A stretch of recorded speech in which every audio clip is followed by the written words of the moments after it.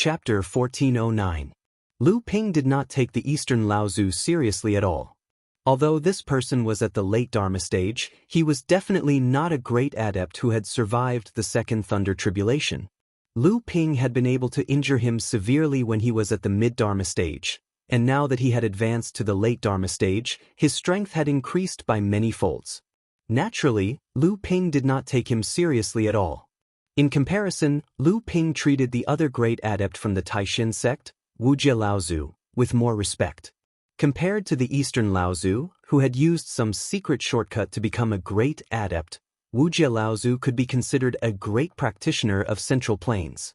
Disregarding everything else, just the fact that he was able to enter the top 50 of the late Dharma stage during the battle at the Nine Shen Tower and gain the right to enter the world of the Wei altar was enough to show how powerful this great adept was. Speaking of which, in the world of the Wei altar, Lu Ping and Wujie Laozu had almost fought face to face once. However, at that time, Lu Ping had been alert and had managed to escape from the encirclement of Wujie Laozu and the others. Even so, Lu Ping knew that Wujie Laozu was probably much stronger than the so-called wind and rain dual whips of the Taishin sect that he had met before. After Lu Ping appeared, although Wujie Laozu could not hide the shock on his face, his eyes did not show the panic that the Eastern Laozu had. While Lu Ping was mocking Eastern Laozu, this Wujie Laozu was frighteningly quiet. His deep gaze was so deep that even Lu Ping could not see through his thoughts. He was like a venomous snake lying in wait.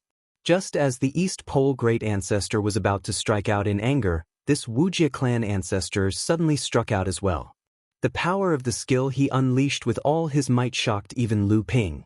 This Wujie clan ancestor was a peak late Dharma stage cultivator. Clearly, the trip to the Wei altar a few years ago had greatly increased the level of this great adept from the Taishin sect. Lu Ping did not care about the Eastern Laozu's attack. He did not even use the spirit treasure in his hand. He simply mobilized the surrounding spirit chi and water vapor to form a water vortex that swallowed the Eastern Laozu's remarkable power. Although the water vortex eventually collapsed, the Eastern Laozu's remarkable power was also dispelled at the same time. In the face of the supreme remarkable power that Wujie Laozu had conjured with the spirit treasure in his hand, although Lu Ping took it seriously, the sword light that Zhenling had transformed into cut through the heavens and earth. Any kind of remarkable power would not be able to resist the power of this sword technique and would not be able to escape the fate of being dispelled.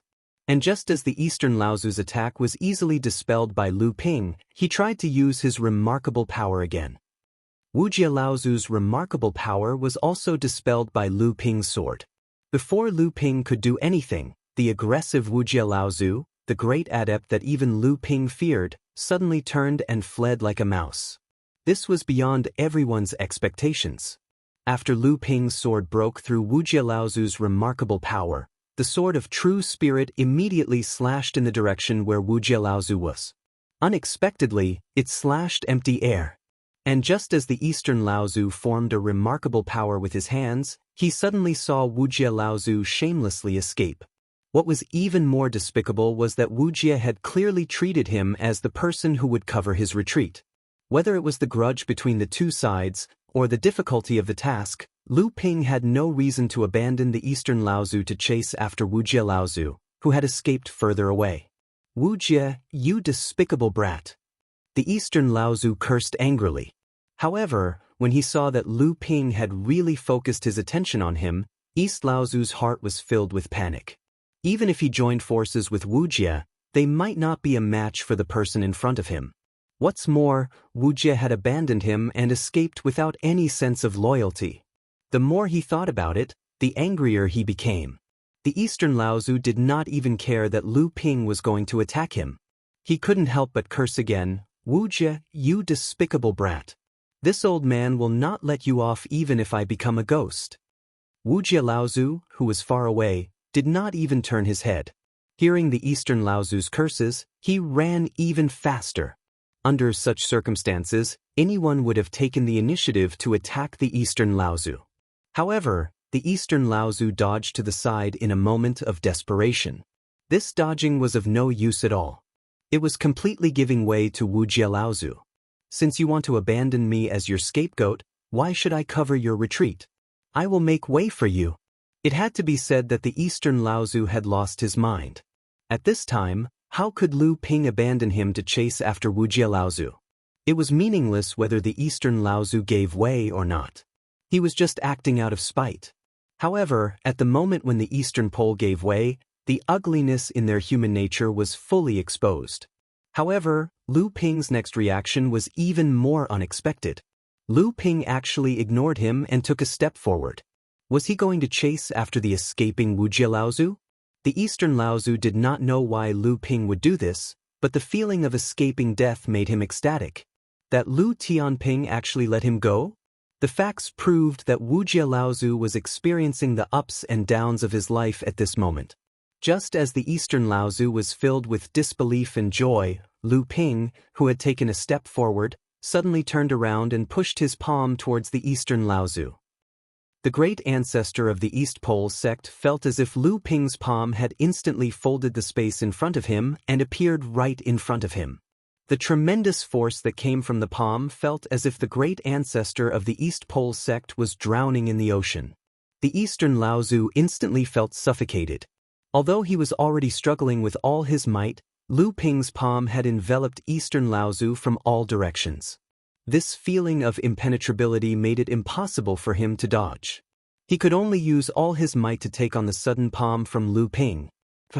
Although the Eastern Laozu had tried his best to resist, at this moment, the Eastern Laozu's body was instantly squeezed, and all the ribs in his chest were broken. Not only did fresh blood spurt out from his mouth, but the countless pores on his body also began to ooze bright red beads of blood. However, the Eastern Laozu was still rejoicing. He rejoiced that he had finally survived Lu Ping's attack. This was because after Lu Ping released that palm, he seemed to be extremely confident in his own strength. He did not attack the Eastern Laozu again, but instead took advantage of the rebound force of the palm to fly forward, chasing after Wujie Laozu. Lu Tianping was too careless. Although the old man's internal organs were seriously injured by his palm, the old man was still alive. This palm could not take the old man's life, nor could it hurt the old man's cultivation foundation. At most, it would only temporarily affect the old man's ability to unleash his strength. Unleash his strength. The Eastern Laozu's complexion was ashen. Just as Lu Ping's palm was about to hit him, the heavily injured Tian Shui Laozu and Mei Tianqin had already blocked him from the front and back. Around him, the heaven form had already activated the collapsed protective formation at some point in time. Even though it was only a part of it, it was enough to trap the great ancestor of the East Pole sect again. No wonder Lu Ping had only sent him a palm attack before chasing after Wujie Laozu. He had already predicted that the Eastern Laozu would not be able to escape from Zhenling's formation. Wujie Laozu was also fleeing in panic. Behind him, a ray of light appeared on the surface of the sea and chased after him closely. The distance between the two was constantly shrinking.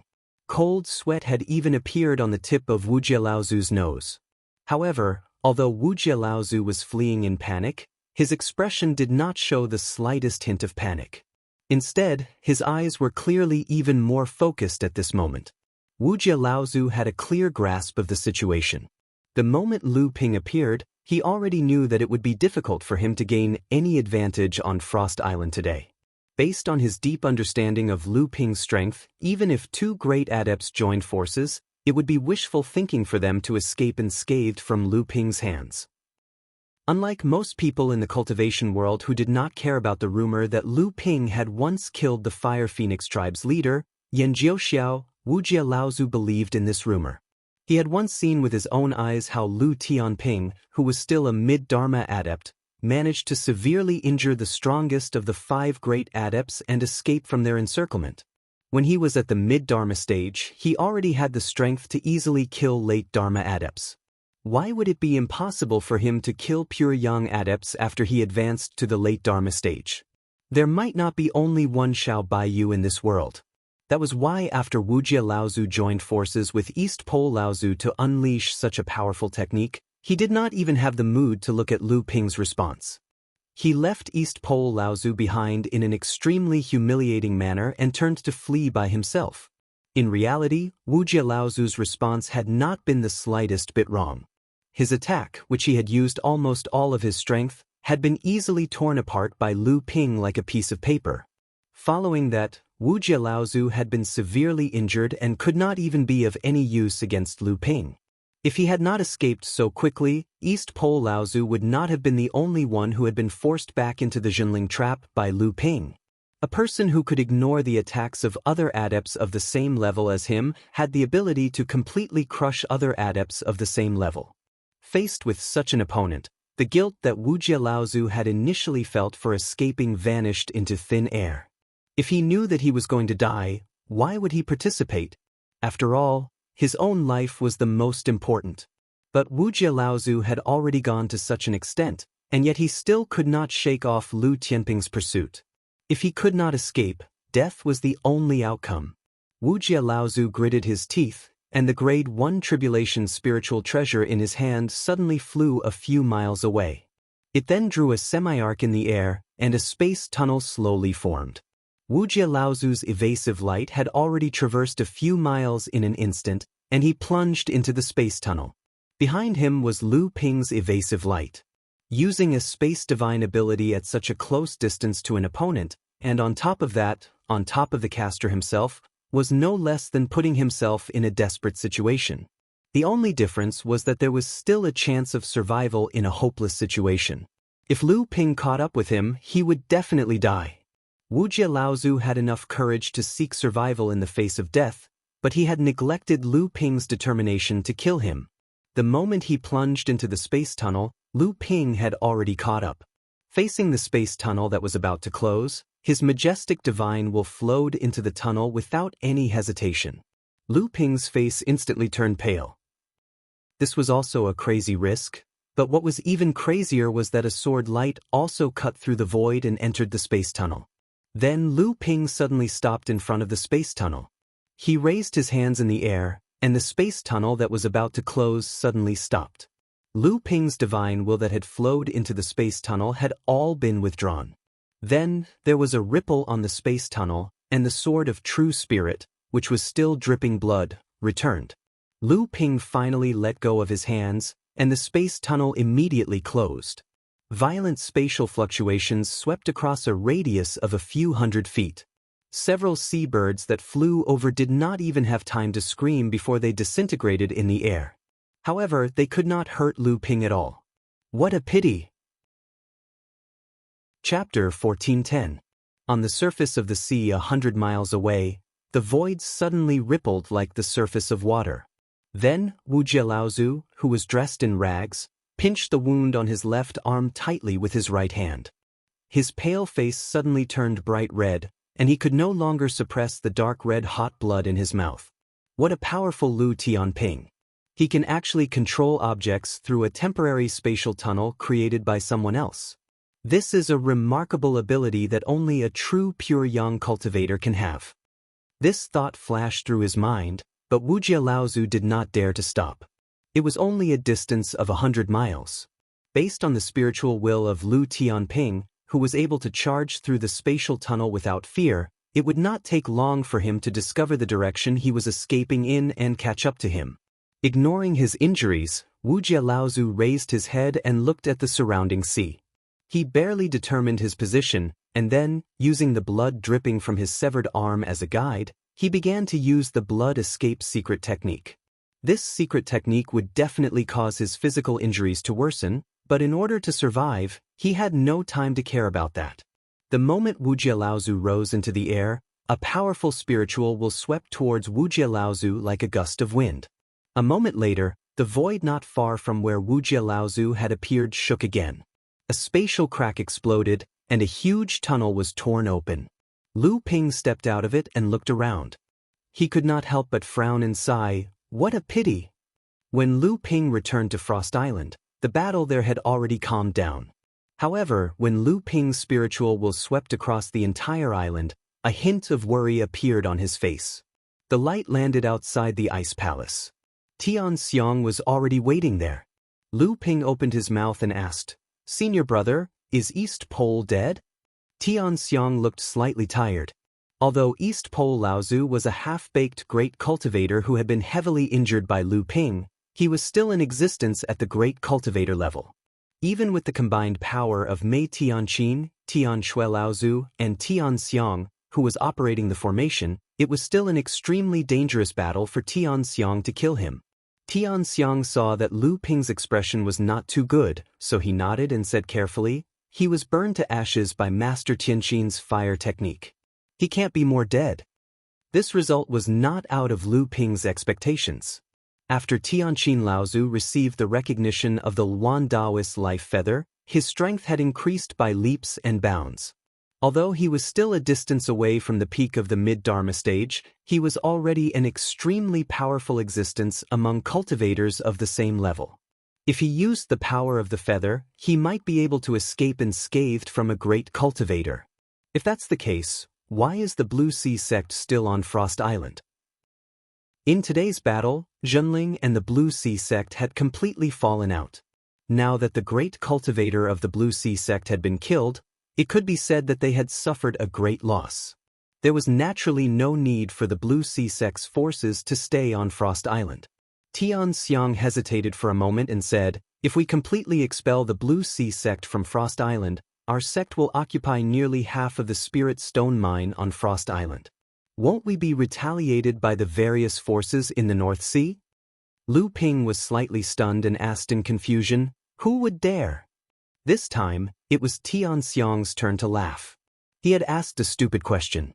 Now that Lu Ping had made a strong comeback, and two great cultivators had been killed by him alone, one dead and one heavily injured, who would dare to go against Zhenling? This was also why Lu Ping was a little puzzled and dissatisfied. Forget about Tian Shui Laozu, who was experienced and astute. Even Tianqin Laozu, with her shrewdness, should not have thought of this. Tian Xiang immediately understood the reason for Lu Ping's uneasy expression. The smile on his face disappeared and he said, "Senior Grandmaster Tian Shui was heavily injured before. Later on, when she fought with East Pole Laozu, her injuries worsened again. Senior Grandmaster Tianqin has been taking care of her." So that was why. Lu Ping's heart tightened. He hurriedly walked towards the Ice Palace and said, "Senior brother will temporarily be in charge of the matters on Frost Island. We must try our best to expel or annihilate the Blue Sea sect's cultivators before they leave and destroy the scattered branches they control. If other sects interfere or take advantage of the situation, we will use diplomacy before force. At this time, our sect does not need to be courteous to anyone." "Don't worry, junior brother." Tian Xiang's expression was joyful. His face flashed with excitement. All along, as the third generation of Zhenling cultivators rose, especially those who were close to Lu Ping, not only did their strength increase far beyond their peers, they were also able to take on independent responsibilities.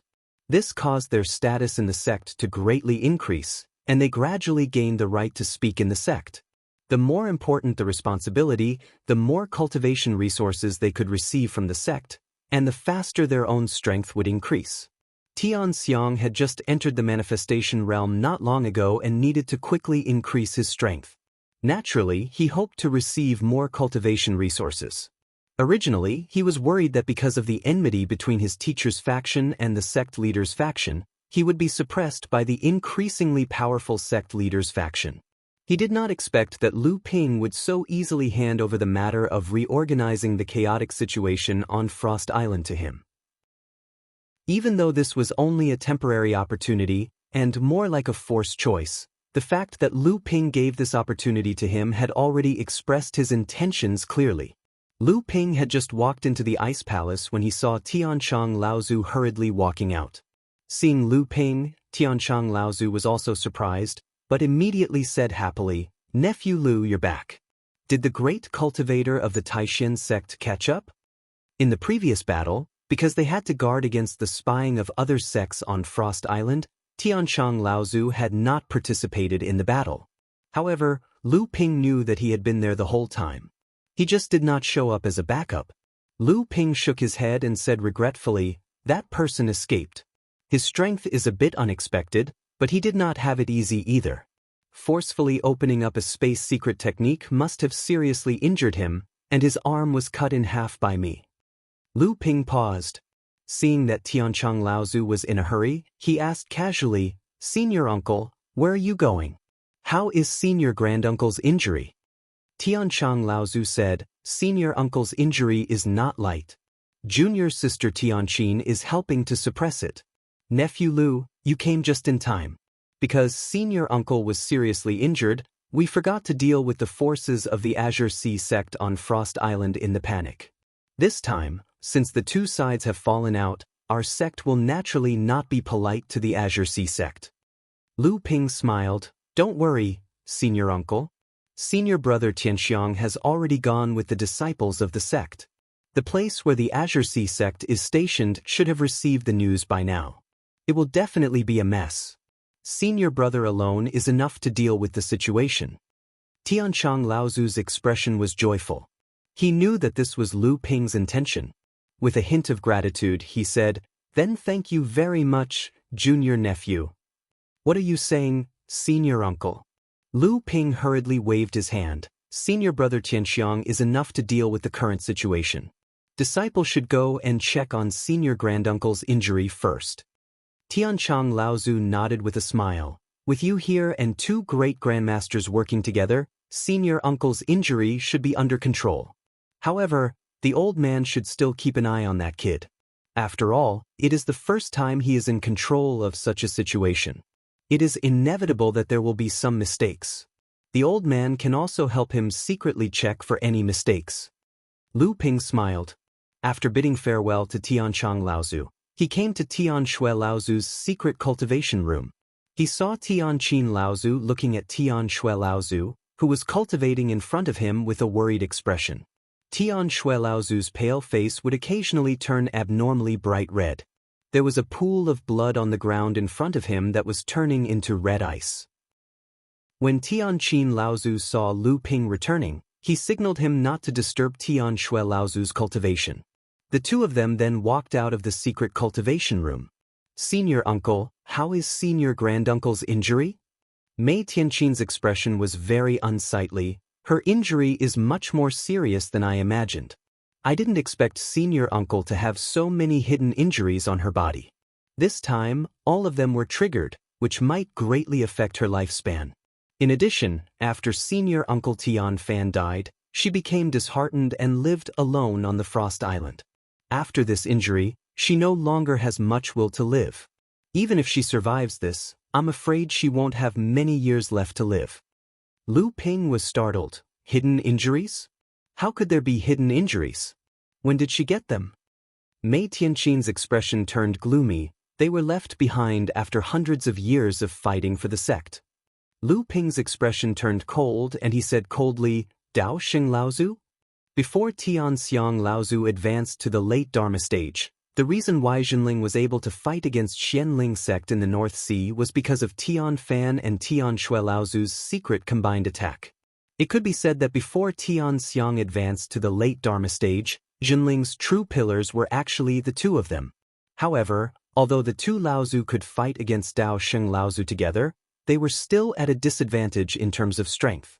The two had fought several times, and although Dao Xing Laozu could not defeat the two of them at once, he did his best to leave many hidden injuries on the two of them. In the beginning, the two senior uncles probably did not realize it, or even if they did, they would not be able to take care of it. However, in the long run, these internal injuries would accumulate and eventually lead to a huge problem. Tian Shui and Tian Fan were considered strong amongst the mid-Dharma adepts, but they had never been able to advance to the late Dharma stage. The biggest reason for this was probably due to the subtle influence of these internal injuries. In the southern part of the North Sea, after Dao Xing Laozu decided to intervene in the dispute between the Zhanghai sect and Jinling, the whole Xianling sect quickly moved under the leadership of the excited Feng Shutao. There were Dharma adepts who led the team, and they flew in different directions. Just as Xianling sect began to move, Dao Xing Laozu had already left Xianling Island and was heading towards Tianling Mountain alone. Whether Xianling sect succeeded or not, Tian Xiang Laozu, who was guarding Tianling Mountain, was his target. However, not long after Dao Xing Laozu left Xianling Island, he had to stop in midair. Just a few hundred feet away from Dao Xing Laozu, Tian Xiang Laozu stepped out of the void and smiled. Dao Xing Laozu, how have you been? Chapter 1411. Unlike Dongji Laozu, who had used some unknown method to reach the late Dharma stage, Dongyi Laozu was a true grand adept. However, judging from the aura around Dongyi Laozu, there was still a huge gap between him and the two demon kings. Dongyi Laozu's advancement to the late Dharma stage was obviously a trick. However, compared to Dongji Laozu's late Dharma stage, the pure yang aura around Dongyi Laozu's body could not be faked. It was clear that he had seen all 9 strikes of the second thunder calamity. However, Sixth Brother Lei and Green Fox, who had already advanced to the mid-Dharma stage, were able to block Dongyi Laozu's sneak attack with the help of the protective shield of the island.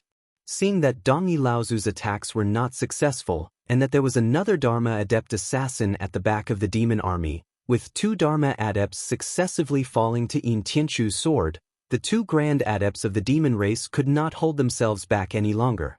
The 3 grand adepts joined forces to attack Huang Li Island. Even if Black Fox, with the help of Lu Ping, successfully became Junling's 3rd formation grandmaster after completing the Inferno formation on Scarlet Mist Island, she would not be able to stop the protective shield of Huang Li Island from being broken in one fell swoop. The demonic clan cultivators who had been waiting outside the protective array on Huang Li Island all leapt into the air the moment a huge passageway was created. 2 mid-Dharma stage demonic clan cultivators led the way, followed by 4 early Dharma stage demonic clan cultivators. Behind them were hundreds of core forging stage demonic clan cultivators, all of whom charged into the passageway without a care in the world. Huang Li Island is finished. Due to the fact that the formation had been broken, the 3 great cultivators did not immediately barge into Huang Li Island. However, the great cultivator of the primordial giant crocodile clan curled his lips as he watched the monster race cultivators swarming in. However, before he could finish his words, he saw a scene that left him in disbelief. Be careful! Demon Monarch Kong Jing had already noticed that something was amiss, but his warning was too late. The demon clan cultivators that swarmed in were like a flood that hit a dam. After a loud bang, they were immediately smashed into pieces and then scattered in all directions. The 2 mid-Dharma beastly cultivators who were in the lead were suddenly sent flying, knocking over dozens of beastly cultivators behind them. Even the 2 late core forging beastly cultivators who were the first to be hit were smashed into meat patties in midair. They were as dead as they could be. The 2 mid-Dharma beastly cultivators who had been thrown into the air also splattered blood in midair. After 2 Dharma beastly cultivators who had rushed over to help them caught them with great difficulty, they had already completely fainted. In the face of such a shocking change, the monster clan cultivators who were about to swarm ashore all retreated in horror, but they were squeezed together with the monster clan cultivators behind them. Right at this moment, 2 majestic auras suddenly erupted from Huang Li Island. A long sword made of pure flames abruptly burst out from the opening in the defensive formation. Immediately after, a loud and clear eagle cry rang out from Huang Li Island. The monster clan cultivators who had originally been in a momentary state of chaos outside the opening in the array formation seemed to have been greatly stimulated by the eagle's cry. They even ignored the flaming sword light. How dare you! How dare you, scoundrel! At this time, the 2 great demon monarchs finally reacted and in time to block it. However, just as the 2 great demon monarchs were about to block it, the flaming sword suddenly exploded into sparks that filled the sky. Each spark then turned into a small, sharp sword that sprinkled toward the chaotic monster clan cultivators. The 2 great demon monarchs had already tried their best to block it, but in the face of the fire needles that filled the sky, they could not take care of all the monster clan cultivators.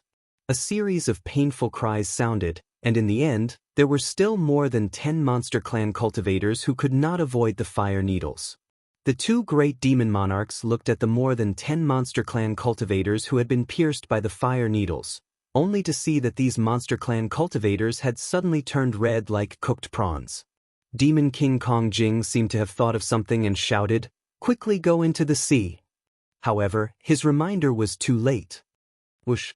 One after another, Flames suddenly emerged from the bodies of more than 10 Monster Clan cultivators who had been pierced by the fire needles. The Monster Clan cultivators screamed in pain as they fell into the sea. However, ordinary seawater could not extinguish the flames on their bodies at all.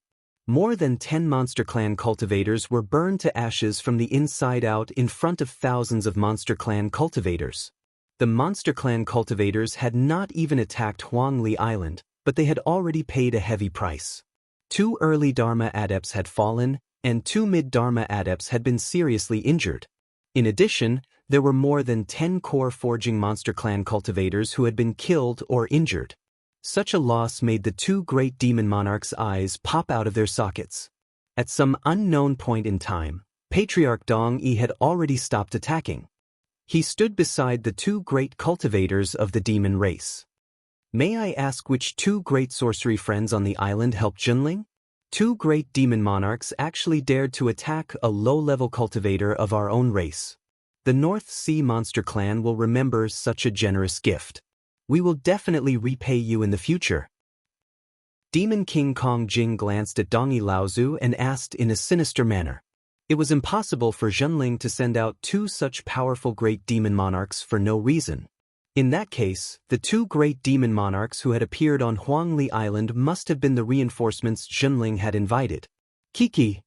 A burst of soft laughter could be heard. 2 streaks of light had already risen from Huangli Island and landed in front of the 3 great demon monarchs. The streaks of light dissipated, and Dongyi Laozu's expression changed when he saw the 2 great demon monarchs. When Demon King Kong Jing saw Dongyi Laozu's expression, he asked in a murderous tone, "Do you know them, fellow Taoist Dongyi?" It was hard to tell who this murderous intent was directed at. Dongyi Laozu forced himself to maintain a calm expression. He took a deep breath and said, "Xie Tianyang, one of the 6 divine swords of the Purple Sun Palace, and Sangyu, the Empyrean Walker of the Spirit Beast Taming Sect. Both of them are renowned 3rd-generation cultivators in the cultivation world. They are close friends with Lu Tunping. Purple Sun Palace. Spirit Beast Taming Sect." Even though Demon King Kong Jing and the other great demon monarchs lived deep in the North Sea, they knew of these 2 prestigious sects in Middle-earth. Neither of them was something the North Sea Monster Clan could afford to offend. Yet Lu Tianping was able to befriend such figures. From the looks of it, Lu Tianping was willing to guard Huangli Island for Junling. Clearly, their friendship was not ordinary. Demon King Kong Jing laughed dryly and said, "You 2 are not pursuing the pinnacle of cultivation in the prosperous Middle-earth. Instead, you want to meddle in the affairs of the North Sea. Don't you think you are stretching your hands too far?" Xie Tianyang sneered and ignored Demon King Kong Jing's question. As the heir of the number 1 sacred ground in Middle-earth, Xie Tianyang's arrogance was as high as his swordsmanship. Although Demon King Kong Jing was a great cultivator of the Demon Clan, Xie Tianyang did not think much of him. Demon King Kong Jing's face flashed with embarrassment, but he held it in. He really did not have the courage to provoke the heir of the Purple Sun Palace. On the other hand, Sangyu was a mild-tempered person. The Spirit Beast Taming Sect had always had a close relationship with the Demon Clan. She did not instinctively respond to Demon King Kong Jing's question and answered with a smile. "Since my old friend asked, I had no choice but to come. You too, Junling has already come up with a better plan today. It is better for you to leave now. Otherwise, you will only cause casualties and be used by others. That will not be good." As Sangyu spoke, she looked at Dongyi Laozu. Dongyi Laozu's eyelids twitched, but he remained silent. Instead, the great cultivator of the primordial giant crocodile clan suddenly asked Sangyu, "You are Sangyu. Did your natal beast steal the bloodline of the primordial giant crocodile clan?" Sangyu hid the smile on her face and said in a deep voice, "Why? Have you made up your mind to make things difficult for us?" "It's not that we're making things difficult for the 2 of you, but the 2 of you are purposely making things difficult for the North Sea monster race. Do you really think the 2 of you can stop us from attacking Huangli Island?" Kong Jing put on a fake smile. At this moment, Xie Tianyang interrupted them with a cold snort. "There is no point in talking. Let's fight." With that, the blazing celestial sun sword pierced through the void and appeared in front of Demon King Kong Jing. Demon King Kong Jing's expression turned bitter. If he had a choice, he would never choose to fight the heir of the Purple Sun Palace. He did not expect Xie Tianyang to take the initiative to find him. In fact, Xie Tianyang's reason for looking for Demon King Kong Jing was very simple. Among the 3 great cultivators in front of him, the leader of the WRM Whale clan was the strongest. On the other side, Sang Yu was already fighting the great cultivator of the primordial giant crocodile clan. There were 2 Dharma beasts around Sang Yu who were helping him fight the great cultivator of the primordial giant crocodile clan under his command. One of them was the primordial giant crocodile that had already advanced to the mid-Dharma stage, while the other one hovered above Sang Yu was a lone eagle with blood-colored feathers. Dongyi Laozu breathed a sigh of relief when he saw that the 2 sides were fighting again. The sudden appearance of the 2 great cultivators of Huangli Island had obviously become the biggest variable in this battle. However, the demon race still had the absolute advantage and was still very confident that they could break through Huangli Island. It was just that it was unlikely that they would be able to massacre the entire island as they had planned. Seeing that the gap in the protective array that Kong Jing and Laozu had previously broken through was slowly shrinking, Dongyi Laozu moved to stop the gap from closing. However, at this time, the 2 mid-Dharma adepts on Huangli Island, Qinghu and Lei Di, had already expected Dongyi Laozu to do this. They had long been guarding the gap and were doing their best to stop Kong Jing Laozu's attempt. However, the 2 of them were only mid-Dharma adepts after all.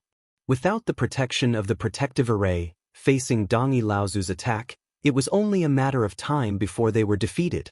Many of the demon race cultivators had once again organized a group of people to try and break through the gap in the protective array.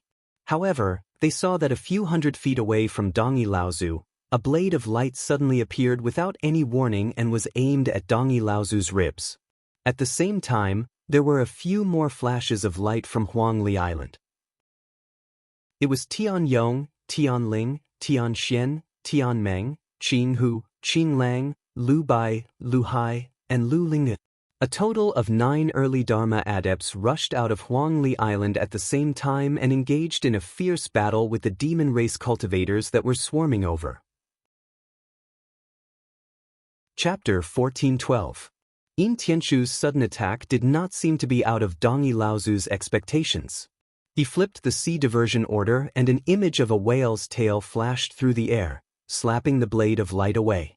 Although Yin Tianchu's attack had failed, it had distracted Dongyi Laozu and prevented him from attacking Qinghu and Lei Di with his full strength. After Yin Tianchu had joined forces with the 2 of them, he was able to even out the odds on his own side. Under Yin Tianchu's incisive assassination techniques, Dongyi Laozu was slowly falling into a disadvantageous position. Surrounding the small Huangli Island, there were 5 great adepts, 7 to 8 mid-Dharma adepts, and more than a dozen early Dharma adepts from both the human and demon clans. They were engaged in a battle to the death outside the island. The demon race had originally thought that Huangli Island would be easily breached, but at this moment, it had suddenly become a rock that had lost a few teeth to the demon race. In actuality, after the appearance of 2 great adepts on Jinling's side, the demon race already knew that the demon race would not be able to achieve their full victory in today's battle. However, the demon race still had the advantage in numbers, and Jinling's side was inevitably weakened by the loss of the treasured ship. The demon race had planned for a long time, and naturally, they were not willing to return empty-handed. Even though the high-level combatants had been barely stopped by Jinling's side, there were still thousands of demon cultivators charging towards Huangli Island. Although Huangli Island was said to have more than 1,000 cultivators, in reality, most of them were low-level blood refining and blood condensation adepts. Moreover, most of them were lone cultivators. The only ones who could be relied on were the 300 to 400 cultivators from Jinling and their affiliated forces, and among them, there were only 20 to 30 core forging adepts. If they were to rely on these people, even if the island's protective array was still intact, how long could they last? However, just as the demonic beast army charged towards Huangli Island, a deafening roar shook the entire region of Huangli Island. The low-level cultivators within the demonic beast army, especially the blood condensation realm demonic beast cultivators who had yet to fully take human form, were all affected by the sound waves. Their true essence became sluggish, and they could no longer maintain their flight speed. From afar, it looked like a pot of dumplings had been thrown into the sea. Top-rank demon race bloodline. There were inevitably cultivators of the primeval giant crocodile clan or the flood whale clan among the swarming demon clan army. Naturally, they knew that this kind of roar that could arouse the pressure of the bloodline must be made by the demonic cultivators of the top-rank demon clan bloodline. In the eastern sea region of Huang Li Island, which was also the frontline battlefield where the demon race army attacked Huang Li Island most aggressively, an oval-shaped island with a circumference of 300 feet slowly rose from the sea. On the surface of the dark and shiny island, seawater was flowing down. Sky-dominating divine turtle. That roar just now came from this thing. This is the sky-hegemonic divine turtle. How can there be a sky-dominating divine turtle in the North Sea? Could it be that the sky-dominating divine turtle clan is also on Junling's side? Some of the demonic beast cultivators recognized the colossal creature in front of them and cried out in alarm, causing chaos in the demonic beast army once again. However, some of the more alert ones noticed that something was wrong and hurriedly cried out, "No, a real sky-dominating divine turtle is probably even bigger than this one. Furthermore, this giant turtle is only at the 9th layer of core forging. Even if it really is a sky-dominating divine turtle clan, we are both top-ranked demon race. Are you saying that my primeval giant crocodile clan is weaker than the sky-dominating divine turtle clan?" That's right. My flood whale clan is also a top-ranked demon race. The descendants of Jiao Daoren are not inferior to the sky-dominating divine turtle clan. Let's attack together and tear his turtle shell apart. The appearance of the giant turtle instantly attracted the hatred of many demonic beast cultivators. They knew that the defense of the sky-dominating divine turtle clan was unparalleled in the world. Therefore, hundreds of demonic beast cultivators led by more than 10 core forging cultivators rushed toward the giant turtle. Suddenly, a low laughter came from under the sea. The voice belonged to Lu Dugwei, who had always been honest. Unexpectedly, the laughter sounded so sultry and lascivious, as if it was mocking these demonic beast cultivators for overestimating their own strength and coming to die. Seeing these demonic beast cultivators rushing forward like a swarm of bees, some of them had already cast various magic arts on the giant turtle, but they could not hurt it at all. At this moment, the previous voice came from the bottom of the sea again. Wuling Dao Soldier Formation, rise. Within a radius of 1 mile around the giant tortoise, the seawater began to boil like a pot of boiling water. 303 feet long fishes suddenly emerged from the bottom of the sea like flying swords, sealing off the sky and the sea within a radius of 1 mile. At the same time, the hundreds of demon cultivators who had rushed up to try and kill Lu Dagui were also trapped by the formation.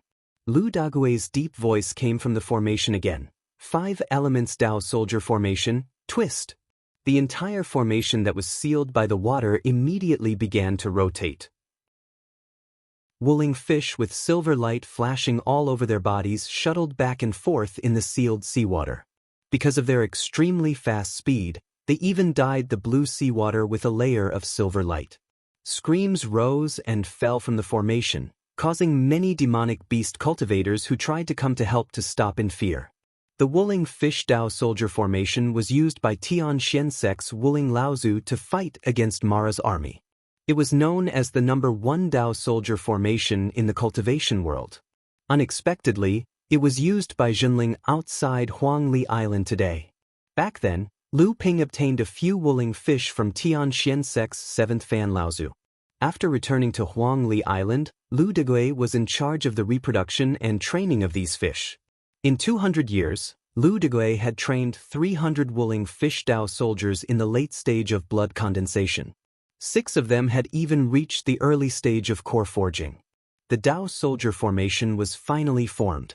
In the first battle today, the 300 Wooling Fish Dao soldiers only used half a cup of tea's time to kill more than 100 demonic beast cultivators, including more than a dozen core forging demonic beast cultivators. The world's number 1 Dao Soldier Formation really lived up to its name, shocking the entire demonic beast race with just one attack. Another deep roar came from the bottom of the sea. The Dao soldier formation of Wuling Yu immediately moved forward. The tumbling formation went against the flow of the demon army. None of the demon cultivators who were swept into the formation survived. At most, they could only leave behind a series of screams of different tones. Lu Degui commanded the Wuling Fish Dao soldier formation to kill from top to bottom in the eastern sea of Huangli Island. More than 500 demonic beast cultivators and more than 30 core forging demonic beast cultivators were swept into the formation.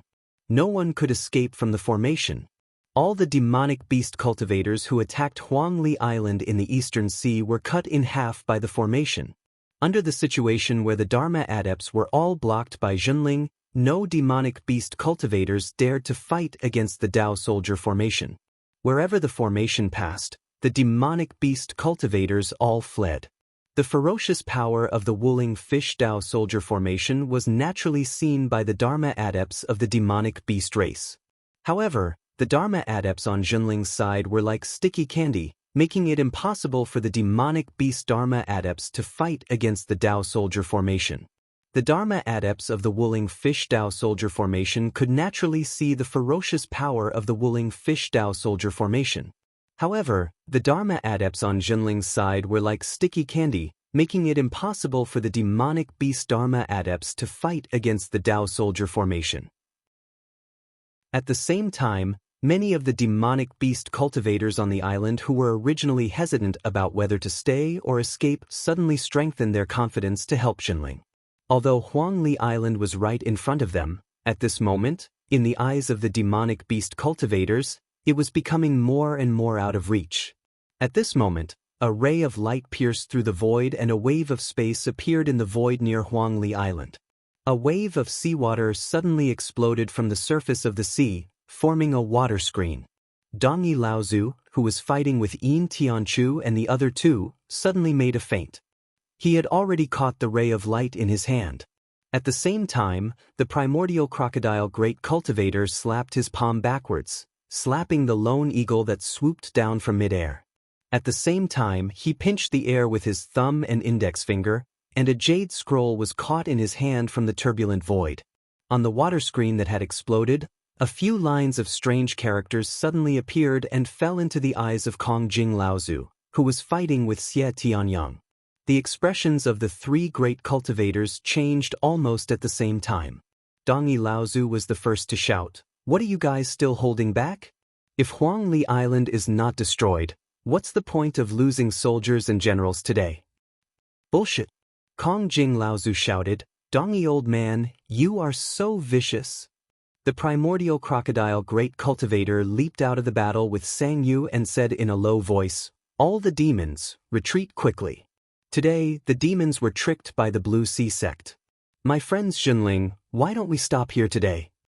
The words of the primordial crocodile great cultivator caused many of the demon cultivators to panic. Many of the demons who were attacking Huangli Island were instantly thrown into confusion and did not know what to do. Fortunately, at this time, Zhenling had also received a hint from his Dharma Laozu and did not take the opportunity to kill them. However, there were still many casualties among the demon cultivators. Kongjing Laozu was instantly enraged and shouted, "Why are you still not retreating? Didn't you hear the order?" At this time, only then did the demon cultivators confirm the order they had heard. Temporarily suppressing the confusion in their hearts, the demon army immediately retreated into the sea like the tide. A long howl was heard and Dongyi Laozu suddenly exploded. A few spells were launched towards the three mid-Dharma adepts who were surrounding him, while he himself took the opportunity to break through the encirclement of the three. Then, without looking back, he used the conveyance light to cut through the void and fled in the southwest direction. Behind Dongyi Laozu, a blade of light chased after his body. With a muffled groan, the blade of light dissipated. Dongyi Laozu, who was in the conveyance light, trembled for a while, but he did not stop and disappeared into the horizon. Hearing the two great cultivators of the demon clan plead for peace, Xie Tianyang and Sang Yu both smiled and retreated without saying a word. It was clear that the two of them were only here to help and did not want to interfere with Zhenling's affairs.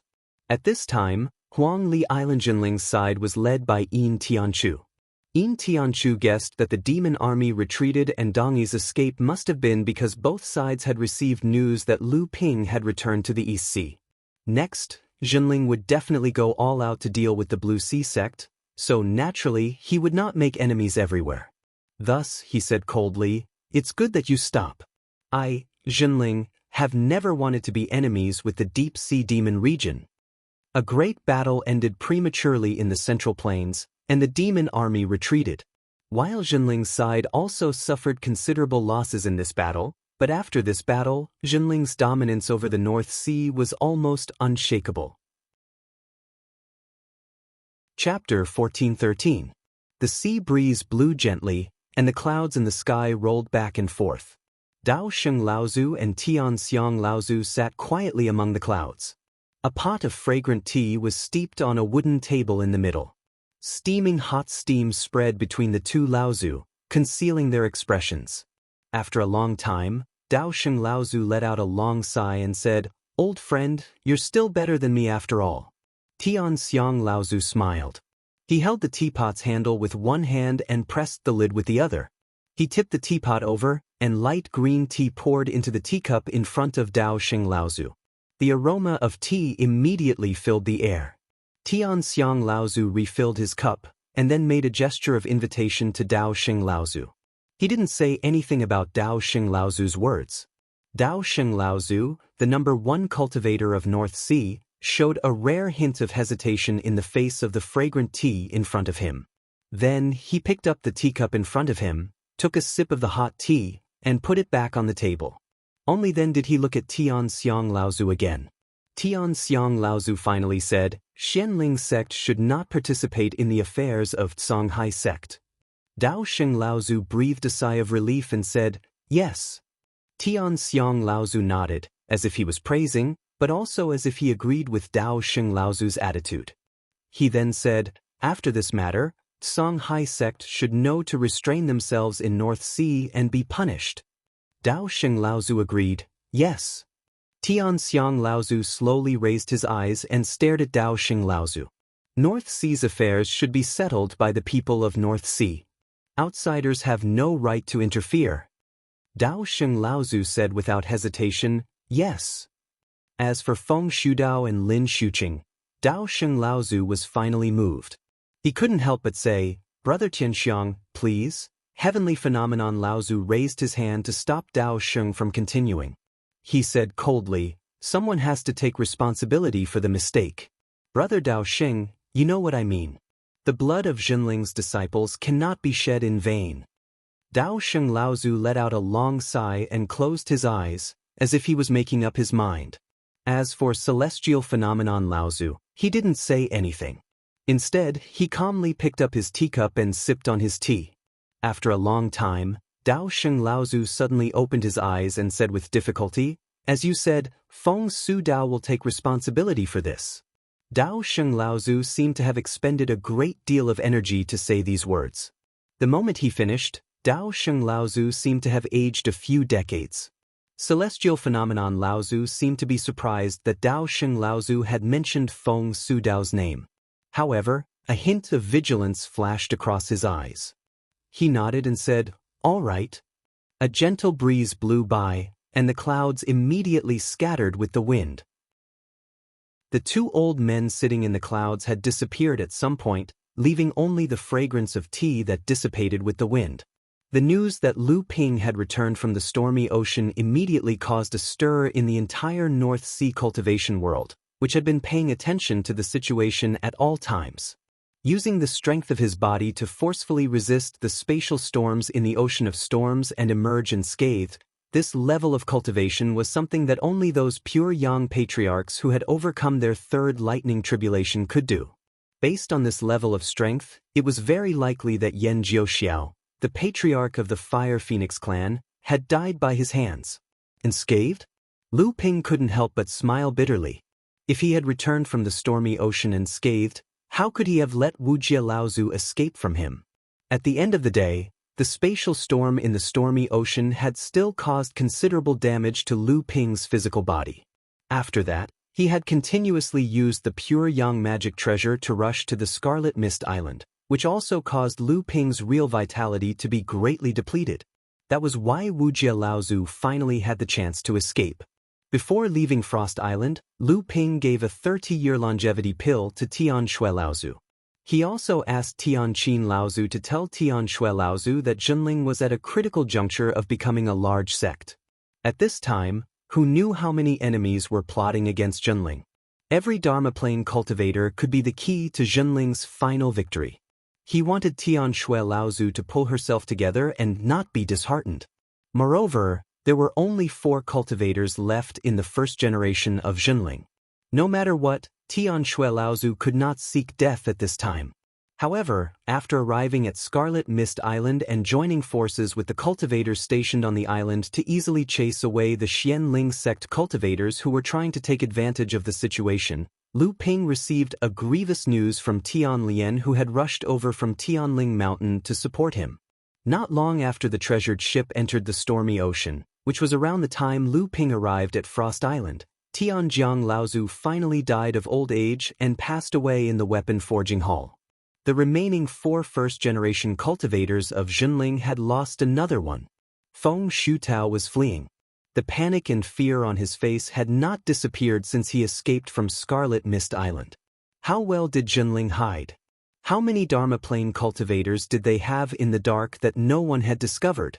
Thinking back to the naive young cultivator he had met on Scarlet Mist Island, Feng Shutao could not help but feel a chill run down his spine. This young mid-Dharma adept was obviously someone who had been hidden away by the Zhenling sect and had only focused on his training. He knew nothing about the ways of the world, but his level of training was surprisingly high. Feng Shutao had been at the mid-Dharma stage for more than 100 years, but he was still unable to gain the upper hand against this young Dharma adept. If not for the fact that this young adept was so inexperienced and that Feng Shutao was so sly and cunning, Feng Shutao would have long since been defeated by this young Dharma adept. However, this was not what scared Feng Shutao. What really shocked him was that just when Xianling sect had failed to take advantage of the situation on Scarlet Mist Island, Lu Tianping had suddenly appeared on Scarlet Mist Island. This should not have happened. Didn't this person enter the stormy ocean with the ship? How could this be true?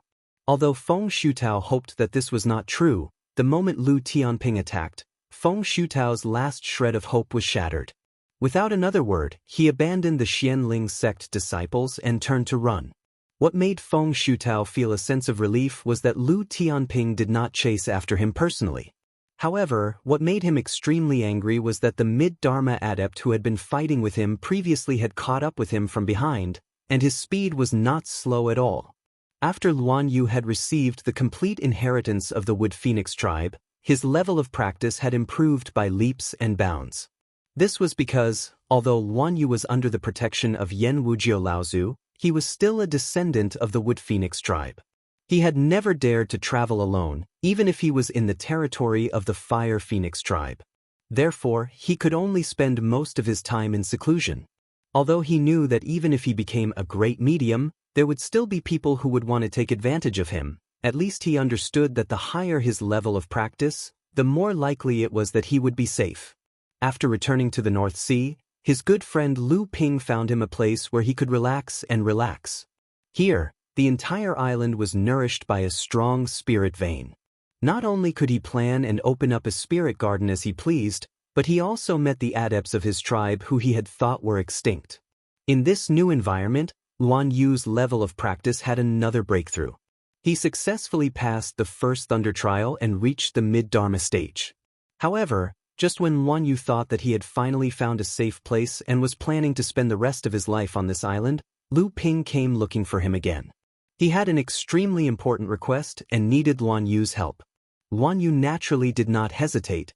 In order to prevent his identity from being discovered, Lu Ping even gave him the demon transformation bracelet. With such a treasure, Luan Yu naturally did not have to worry about his identity as a Wood Phoenix adept being discovered. However, this opponent on Scarlet Mist Island who was at the same level as him was very difficult to deal with. Luan Yu thought that his ability was better than his opponent's, but this person was extremely cunning. His experience in fighting was many times more than Luan Yu's. This caused Luan Yu to be played around in circles several times. All he had was his ability, but he was unable to defeat his opponent. In the end, it was Lu Ping's appearance that scared his opponent away. This made Luan Yu feel a little guilty. He thought that Lu Ping had helped him enough, but he had never been able to truly help Lu Ping even once. Therefore, without waiting for Lu Ping's instructions, he had already chased after the adept who had invaded the Jinling station on Scarlet Mist Island. Luan Yu had already made up his mind to teach this person a lesson. After this period of fighting with this person, Luan Yu thought that his experience and awareness had been greatly improved. As long as he caught up to the person in front of him, with the bloodline of the Wood Phoenix, he would definitely be able to make things difficult for him. Chapter 14:14. Feng Shutao fled in panic, but before Luan Yu could catch up to him, the person who appeared in front of him stopped him in his tracks. A blue platform suddenly rose from the calm sea. On the platform, the elegant and graceful sect leader Jinling looked at Feng Shutao, who stopped in front of her in panic, with a faint smile. "Lu Tenling, it's you." Feng Shutao knew he couldn't escape, so he gritted his teeth. Another ray of light approached Feng Shutao from behind. When the ray of light disappeared, Luan Yu stood behind Feng Shutao and bowed slightly to Lu Tianling. Lu Tianling also bowed slightly to return the greeting. Lu Tianling knew Luan Yu's identity. Although the Woodlawn clan was on the decline, they were starting to recover with Lu Ping's help. Although they were under Jinling's protection, Luan Yu was now the leader of the Woodlawn clan. From this point of view, Luan Yu's identity was equivalent to Lu Tianling's. Out of gratitude or because of Lu Ping, Luan Yu treated Lu Tianling as a senior, but Lu Tianling still had to respect the Woodlawn clan's leader.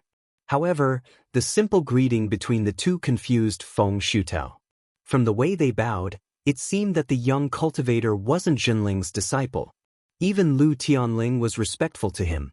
Could it be that Jinling had invited outside help? This thought only flashed through Feng Shutao's mind for a second. Now that the two of them were blocking his way, he could not afford to think about anything else. It was a moment of life and death. Feng Shutao could not afford to think about anything else. "Lu Tianling, do you want to start a war between Xianling and Jinling?" Feng Shutao's fierce expression was a little funny in Lu Tianling's eyes. "Fellow Feng, you think too highly of yourself. Are you sure you can start a war between our two sects with your identity?" Of course. Feng Shutao's decisive tone somehow revealed a trace of guilt.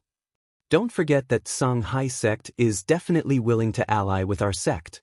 Huangli Island has probably been massacred by the Fiend army already. If you leave now, the old man will promise to persuade Jinling's teacher to back out of this conflict with Jinling." Lu Tianling let out a long sigh and said, "Feng Shutao, you still don't realize the situation you're in? This is already Xianling sect's territory. Why hasn't anyone from Xianling sect come to rescue you?" Feng Shutao's expression changed drastically.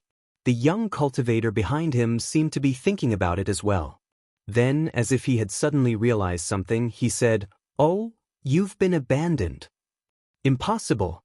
Feng Shutao opened his mouth to deny it, but the panic on his face betrayed him. However, he still tried his best to find a reason to boost his confidence. "Absolutely impossible. I am Xianling sect's Dao Sheng Laozu's eldest disciple, the future leader of Xianling sect. How can I be abandoned? Teacher must be on his way to help me." "Lu Tianling, if you leave now, you might be able to keep your lives. Otherwise, once teacher arrives, you will definitely die in his hands. Teacher will avenge me, so you must not kill me." Seeing Feng Shutao slowly going crazy, Luan Yu said quietly, "He has already broken down." Looking at this person who was once an outstanding second-generation disciple like him falling into madness because of being abandoned by the sect, even though Lu Tianling was the sect master, he couldn't help but sigh. Hearing this, he said softly, "If that's the case, clan leader Mu Luan, please help me free him." Lin Shuqing led the Xianling sect disciples back to Xianling Island, but saw that the two Laozus, Dao Sheng and Dao Yen, were already waiting outside Xianling Island. Lin Shuqing was very careful. When he realized that the situation was not right, He immediately led the disciples to retreat. Even so, along the way, he was ambushed by a masked lady. Although this lady was only at the early Dharma stage, her abilities were extraordinary. Her sleeves were like two agile snakes attacking, and the two swords in her sleeves were like the poisonous fangs of agile snakes. Lin Xuqing was sweating profusely from all the attacks she had made. Fortunately, Lin Xuqing was still in the mid-Dharma stage. After the initial panic of being ambushed, he was able to quickly calm down. After defending himself, he slowly launched a counterattack. Bit by bit, he was able to turn the situation around. However, it was beyond his ability to defeat the female practitioner in front of him. However, just as he was being held back, Jinling's cultivators came chasing after him. Although Jinling was suspicious of the masked female practitioner's identity, those who made things difficult for Xianling sect were naturally allies. Without a word, they fought with the Xianling sect cultivators. That was when the casualties among the Xianling sect cultivators that Lin Xuqing led began to appear. When he finally forced the masked female practitioner to retreat and led the disciples out of the encirclement, he suddenly heard the news that Lu Ping had returned to the North Sea. This shocked Lin Xuqing. Fortunately, most of the Xianling sect disciples he brought with him returned safely. Although many of them were injured, they were still alive. When Dao Xing Laozu saw that Lin Xuqing had returned safely, he could not help but say, "It's good that you're back, it's good that you're back." Lin Xuqing hurriedly said, "Uncle Master, senior brother Feng is not back yet. He led his people too deep into the sea. It's very likely that he will encounter Lu Tianping or be hunted down. Please save him, Uncle Master. I am willing to lead the way." Unexpectedly, Dao Xing Laozu said, "Settle the disciples first, then go to the Black Spirit Hall to discuss the matter later." Lin Xuqing was stunned and quickly said, "But, however," after Dao Xing Laozu said this, he turned and left. Lin Xuqing panicked and quickly asked Dao Yen Laozu for help. However, Dao Yen Laozu sighed and patted him on the shoulder, saying, "It's good that you can come back." Before senior brother left the island, Tian Xiang blocked his door. After saying this, he also turned and left. Lin Xuqing's expression changed. After a while, he seemed to understand what had happened and murmured to himself, "It's over, it's over." After Jinling's treasured ship went west, the North Sea Demon Race, Blue Sea Sect, and Xianling Sect attacked Jinling at the same time. The battles were mainly focused on Frost Island, Huangli Island, and Scarlet Mist Island. However, after Jinling's treasured ship went west, he killed Blue Sea Sect's Eastern Pole Laozu, forced back the Demon Race's large-scale attack, and at the same time defeated Xianling Sect's attempt to take advantage of Scarlet Mist Island. Jinling Sect Master Lu Tianling, Laozu, personally killed Feng Shutao. During this period, the strength that Jinling displayed shocked the entire North Sea cultivation world. When Lu Ping crossed the stormy ocean in his physical body and returned, the North Sea sects that were still restless had all ceased their activities. Many sects had even sent messengers to celebrate Jinling's promotion to a large sect, including Xianling Sect. They wanted to bury the hatchet with Jinling so that they wouldn't be attacked by such a behemoth in the future. Everyone already knew that Jinling's power was now established, and the situation of him dominating the North Sea was irreversible. Also, from the strength that Jinling displayed, even Fei Ling Sect's reputation in the North Sea was far inferior. However, Jinling's operation was far from over. Although the conflict had been resolved by Zhenling Sect in a more forceful manner, the Blue Sea Sect, as the culprit behind all this, had only lost the great ancestor of the East Pole Sect, who could not be considered a true great cultivator, was clearly not enough to quell Zhenling Sect's anger. Not long after Lu Ping returned to Frost Island, Jinling's third-generation Dharma adept, Tian Xiang, led the sect's cultivators to wipe out the Blue Sea Sect's forces on Frost Island. Jinling then announced that all the Blue Sea Sect's profits from the Spirit Stone mines on Frost Island would be frozen. All the Blue Sea Sect's shares on Frost Island would be held by Jinling. Jinling's control over the large Spirit Stone mines on Frost Island was close to 50%. The same situation happened on Scarlet Mist Island. With Lu Ping personally overseeing the situation, Jinling's cultivators almost effortlessly took over the Blue Sea Sect's forces on the island. the suppression of the Blue Sea sect was far from over. The various forces on the outskirts of the Blue Sea sect all suffered significant losses. Zhenling pressed forward, constantly reducing the Blue Sea sect's forces in the North Sea. Many of the Blue Sea sect's cultivators who tried to resist were immediately suppressed by Zhenling. One mid-Dharma adept and one early Dharma adept died at the hands of Yin Tianchu and Luanyu. In Zhenling's series of operations, Luanyu was always at the front line as Zhenling's vanguard. This leader of the Wood Phoenix tribe, who had grown up under the protection of others, after wearing the demon transformation bracelet to remove the worry of being exposed, had been frantically learning from the experiences of others in the process of fighting. The growth of his abilities could be described as rapid. Even Yin Tianchu himself admitted that if they were to fight head-on, even he did not have the confidence to win against Luanyu. Earthblaze Island was a medium-sized island that Zhenling had taken over from the Blue Sea sect. It was the 39th medium-sized island that Zhenling now controlled. It was originally one of the wealthier medium-sized islands under the Blue Sea sect's jurisdiction, but now it had become the frontline distribution center that Zhenling used to suppress the Blue Sea sect. At this time, Yao Tianyong was pacing up and down the island angrily, saying loudly, "I don't understand. With our sect's current abilities, we can easily kill our way into the Blue Sea sect and completely wipe them out. Why do we still have to suppress them like this?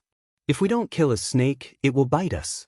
Don't tell me everyone doesn't understand this. Why do we still keep the Blue Sea sect?" Because Dongyi Laozu escaped.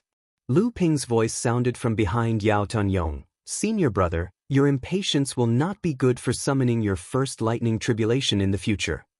Yao Tianyong scratched his head and chuckled, "I'm also impatient. Let's not talk about this. Junior brother, you said that we can't destroy the Blue Sea sect because of Dongyi Laozu. What is the reason?" Lu Ping said in a low voice, "Everyone should have heard about Xiao Baiyu killing LV Taiqing in the Purple Sun Palace. But everyone knows that after leaving the Purple Sun Palace, Xiao Baiyu has almost never returned to Skyrend. Why does everyone think that?" Yao Tianyong did not even think and said, "He's afraid of being hunted by the Purple Sun Palace. What's there to not know?" Lu Ping shook his head and said, "No, he's afraid of being destroyed." Chapter 14-15. Back then, Xiao Baiyu calmly left the mountain after killing LV Taiqing. Of course, it was because he was bound by an oath, but the more important reason was that Purple Sun Palace was waiting for Xiao Baiyu to return to the Heaven-Splitting Sword sect, and then they would use all their strength to wipe out the Heaven-Splitting Sword sect. However, Xiao Baiyu did not stay in Skyrend for long. Very soon, he began to wander the cultivation world for more than 200 years. This caused Purple Sun Palace to be cautious and did not dare to launch a sect-exterminating war against Skyrend. And the reason was the restraint of Xiao Baiyu, who appeared and disappeared mysteriously. Imagine an existence comparable to a pure yang staring at you like a venomous snake, waiting for the moment you were careless to suddenly bite you before retreating and waiting for an opportunity to attack. Although Dongyi Laozu could not compare to Xiao Baiyu, Zhenling was not Purple Sun Palace either. Zhenling could not withstand the endless harassment of a great cultivator hiding in the dark. Thus, he left Azure Sea sect behind, leaving it on the verge of being destroyed by Zhenling at any time. This was also a deterrent to Dongyi Laozu. Once Dongyi Laozu acted recklessly, Zhenling could launch a sect-exterminating war at any time. Zhenling could already confirm that Dongyi Laozu was not in Azure Sea sect. Unless Zhenling found traces of Dongyi Laozu and killed him, Zhenling could only do what Purple Sun Palace did to Skyrend back then. Although he could suppress them, he did not dare to launch a sect-exterminating war. Of course, this was not the only reason that made Zhenling feel helpless. After all, Zhenling had just established his position as the hegemon of the North Sea. If he rashly launched a sect annihilation war at this time, it would definitely cause panic among all the sects and forces in the entire North Sea cultivation world. It might even force them to unite against Zhenling. At that time, Zhenling would be badly battered. The situation in North Sea had gradually calmed down. Zhenling still spared no effort in suppressing the Blue Sea sect, but there was no need for Lu Ping to do the rest himself. After leaving earthly Blaze Island, Lu Ping hovered above the surface of the sea, as if he was waiting for someone. A moment later, a red cloud floated over, and a masked woman stood gracefully on the cloud, waving at Lu Ping. Lu Ping smiled faintly. He took a step forward and covered an unknown distance in the blink of an eye. In the blink of an eye, he stood on the masked woman's cloud. The fiery red veil slid off the woman's face, and Lu Ping smiled at Qi Lianying and said, "Thank you for stopping Lin Shuqing that day." Qi Lianying rolled his eyes at Lu Ping and said, "I just wanted to scare him. Lin Shuqing was running away, so it didn't make much of a difference whether I stopped him or not." Lu Ping asked again, "How have you been in the North Sea? I'm about to return to Huangli Island. Do you want to come with me?" Qi Lianying giggled and said, "I don't dare to go. I don't want your first wife to misunderstand." No matter how one listened to it, these words were full of ambiguity. Before Lu Ping could reveal a strange expression, Qi Lianying couldn't help but laugh. "All right, are you still traveling in the North Sea or returning to the East Sea? I'll be taking a detour to the Middle Earth in a few days. Do you want to come with me?" Lu Ping thought about it and asked again. Hearing that Lu Ping was going to the Middle Earth, Qi Lianying's eyes lit up, and she said, "I've never been to the Middle Earth, and the North Sea is very boring.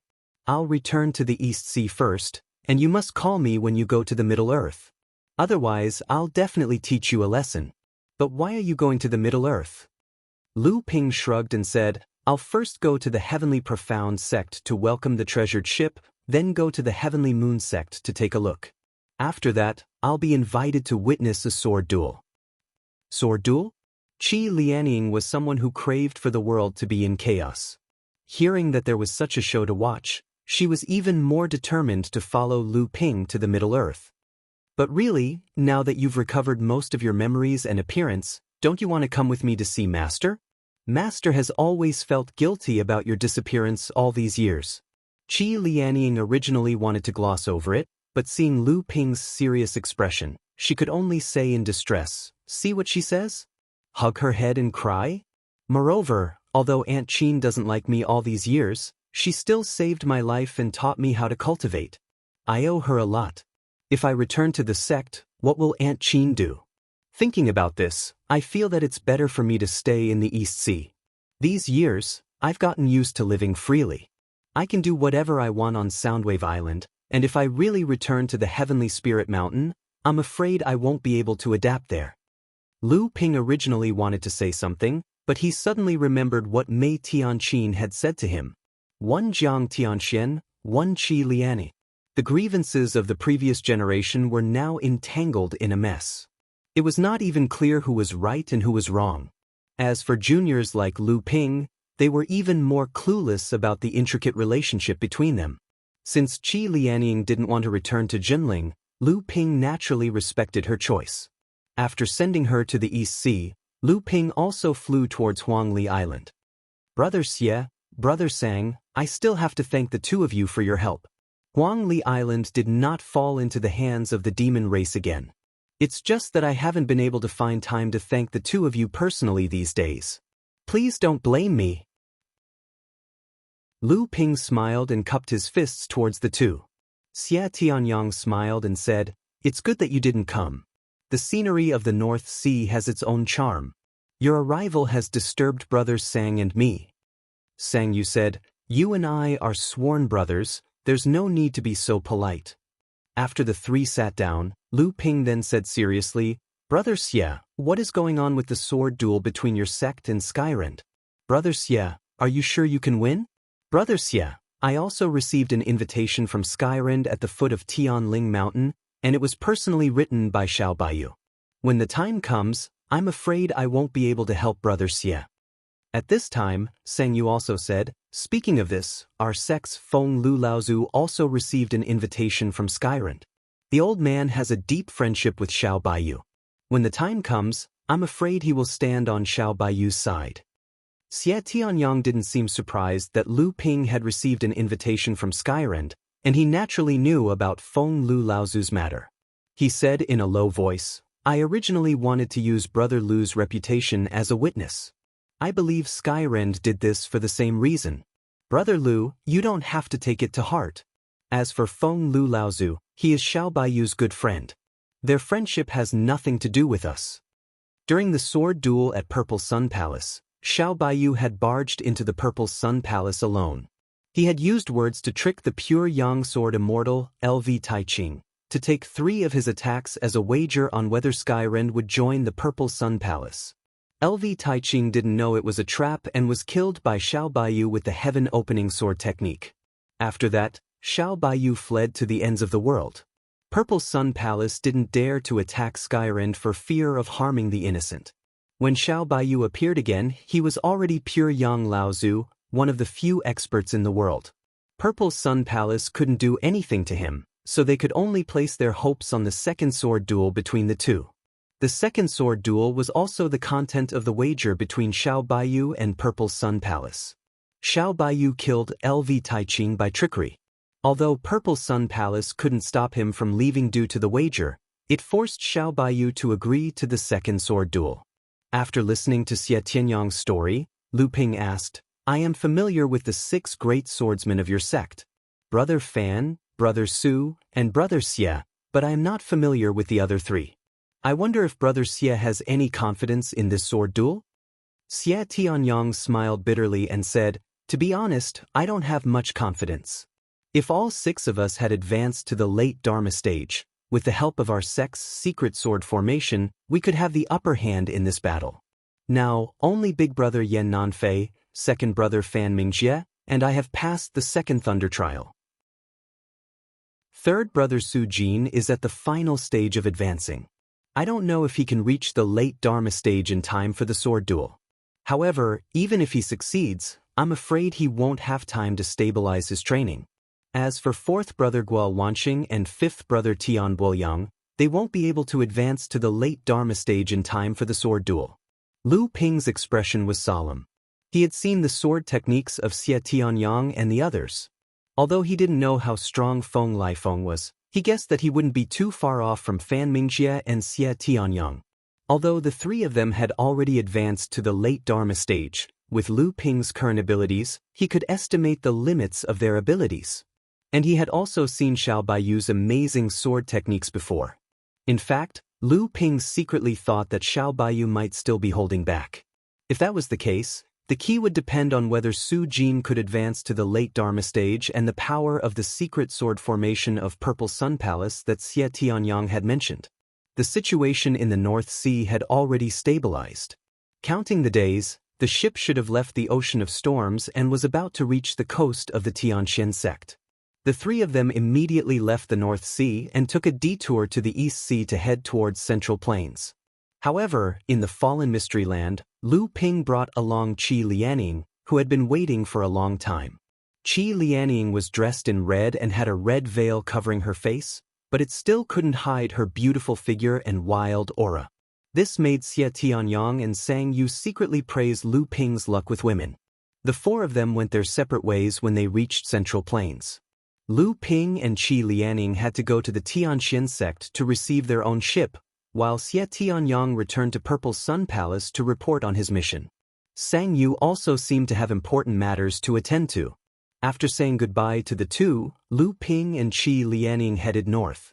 Qi Lianing's beautiful eyes darted around as she said, When the Purple Sun Palace and Xiao Baiyu have a sword duel, are you really not going to help? Lu Ping's expression was solemn as he said, I'm not sure. This time, I'm afraid that the 2 of them are not just dueling for the sake of the bet. There must be some deeper reason behind it. When the time comes, we can only act according to the circumstances. However, when we go to the Tianqian sect this time, we should be able to meet 7 Fans Laozu. Maybe we can learn something from him. Qi Lianing asked again, With your current strength, what will you do if you go up against Xiao Baiyu? Lu Ping was stunned for a moment and said, I have no chance of winning. However, Lu Ping was also a little unconvinced. He said, If I advance to the pure Yang stage, then Xiao Baiyu may not be my match. Qi Lianing giggled crisply. Lu Ping's arrival attracted the attention of the Tianqian sect from top to bottom. They sent Qingli Laozu to personally welcome him. This was already a sign that they were treating Lu Ping as a sect master and a grandmaster. The current Lu Ping's status was different from before, especially after he crossed the stormy ocean with his physical body. The cultivation world was even more certain that Lu Ping was the culprit behind Yan Jiuxiao's death. As for Lu Ping and Junling, their status in the cultivation world naturally rose along with it. Chapter 1416. Over the years, the scourge of Mara along the coast of the Middle Earth had not been eradicated. The reason was that the major sects of the Middle Earth had encountered major incidents in succession over the years, so the eyes of the Middle Earth's practitioners had never paid attention to Mara, who was wreaking havoc along the coast. In addition, the sea was vast and boundless, and Mara's army was wandering everywhere, making it difficult for people to track them. Although the various sects along the coast had the intention to encircle and annihilate them, they could not capture the traces of Mara's army. Naturally, they could not completely eliminate the scourge of Mara. There was another more important reason, which was the threat of the Crystal Palace. The Crystal Palace had always sought a place in the Middle Earth that could be used to establish a foundation for their power to penetrate deep into the Middle Earth. However, this attempt had always been strongly resisted by the various sects along the coast led by the Tianyue sect. The two sides even often had conflicts over the coastal areas. In the past, the Tianyue sect had the secret support of Jiushuan Tower, Wuxing School, Skyward Pavilion, and other holy lands. But now, the Jiushuan Tower had been greatly damaged by Mara's army and had to announce the closure of the mountain. Several pure yang practitioners of Wuxing School had also died, which caused public anger in the Middle Earth. And Skyward Pavilion had somehow provoked the tyrannical Tortoise clan of the South Sea. In the past, the forces behind the Tianyue sect had no time to care about other things due to various reasons. This was originally the best time for the Crystal Palace to take advantage of the opportunity to expand. However, at this time, the disaster of Mara broke out along the coast. Under the deliberate connivance of the Tianyue sect and other sects, they happened to isolate the exit of the East Stormy Ocean from the Middle Earth. The Tianyue sect deliberately shrank, so the Mara's army all went to the various strongholds established by the Crystal Palace in the sea. Instead, the Crystal Palace had to face all the Mara's army that was wreaking havoc on the sea and had to stop the expansion. This was also where the Tianxian sect and the Heavenly Moon sect had always been at odds. The Tianxian sect did not directly face the pressure of the Crystal Palace, so they needed to eradicate the hidden danger of Mara on the surface of the sea. However, the Heavenly Moon sect needed the existence of Mara's army to form a natural barrier against the expansion of the Crystal Palace's power. However, the sea was vast and the north and south were the same. Even if the Heavenly Profound sect cleared out the Mara on their own sea, there would still be the Heavenly Moon sect's Mara army on the coast. Similarly, one of the most important reasons why the Tianxian sect allied with Xunling was that they wanted to join forces with Xunling to completely eliminate the hidden danger of Mara in the sea. However, in this way, the number of Mara in the sea area of the Tianxian sect would be divided, which would give the Crystal Palace an opportunity to take advantage of. This was also the reason why the Heavenly Moon sect immediately came to the Tianxian sect after hearing that Xunling was about to become a large sect. The Yulon River meandered to the west. Not far from where the Tianxian sect was located was the estuary of the second largest river in the Central Plains. Back then, Lu Ping followed the meandering Yulon River to the east and finally comprehended the mystery of the great river flows east sword technique at the estuary of the Yulon River.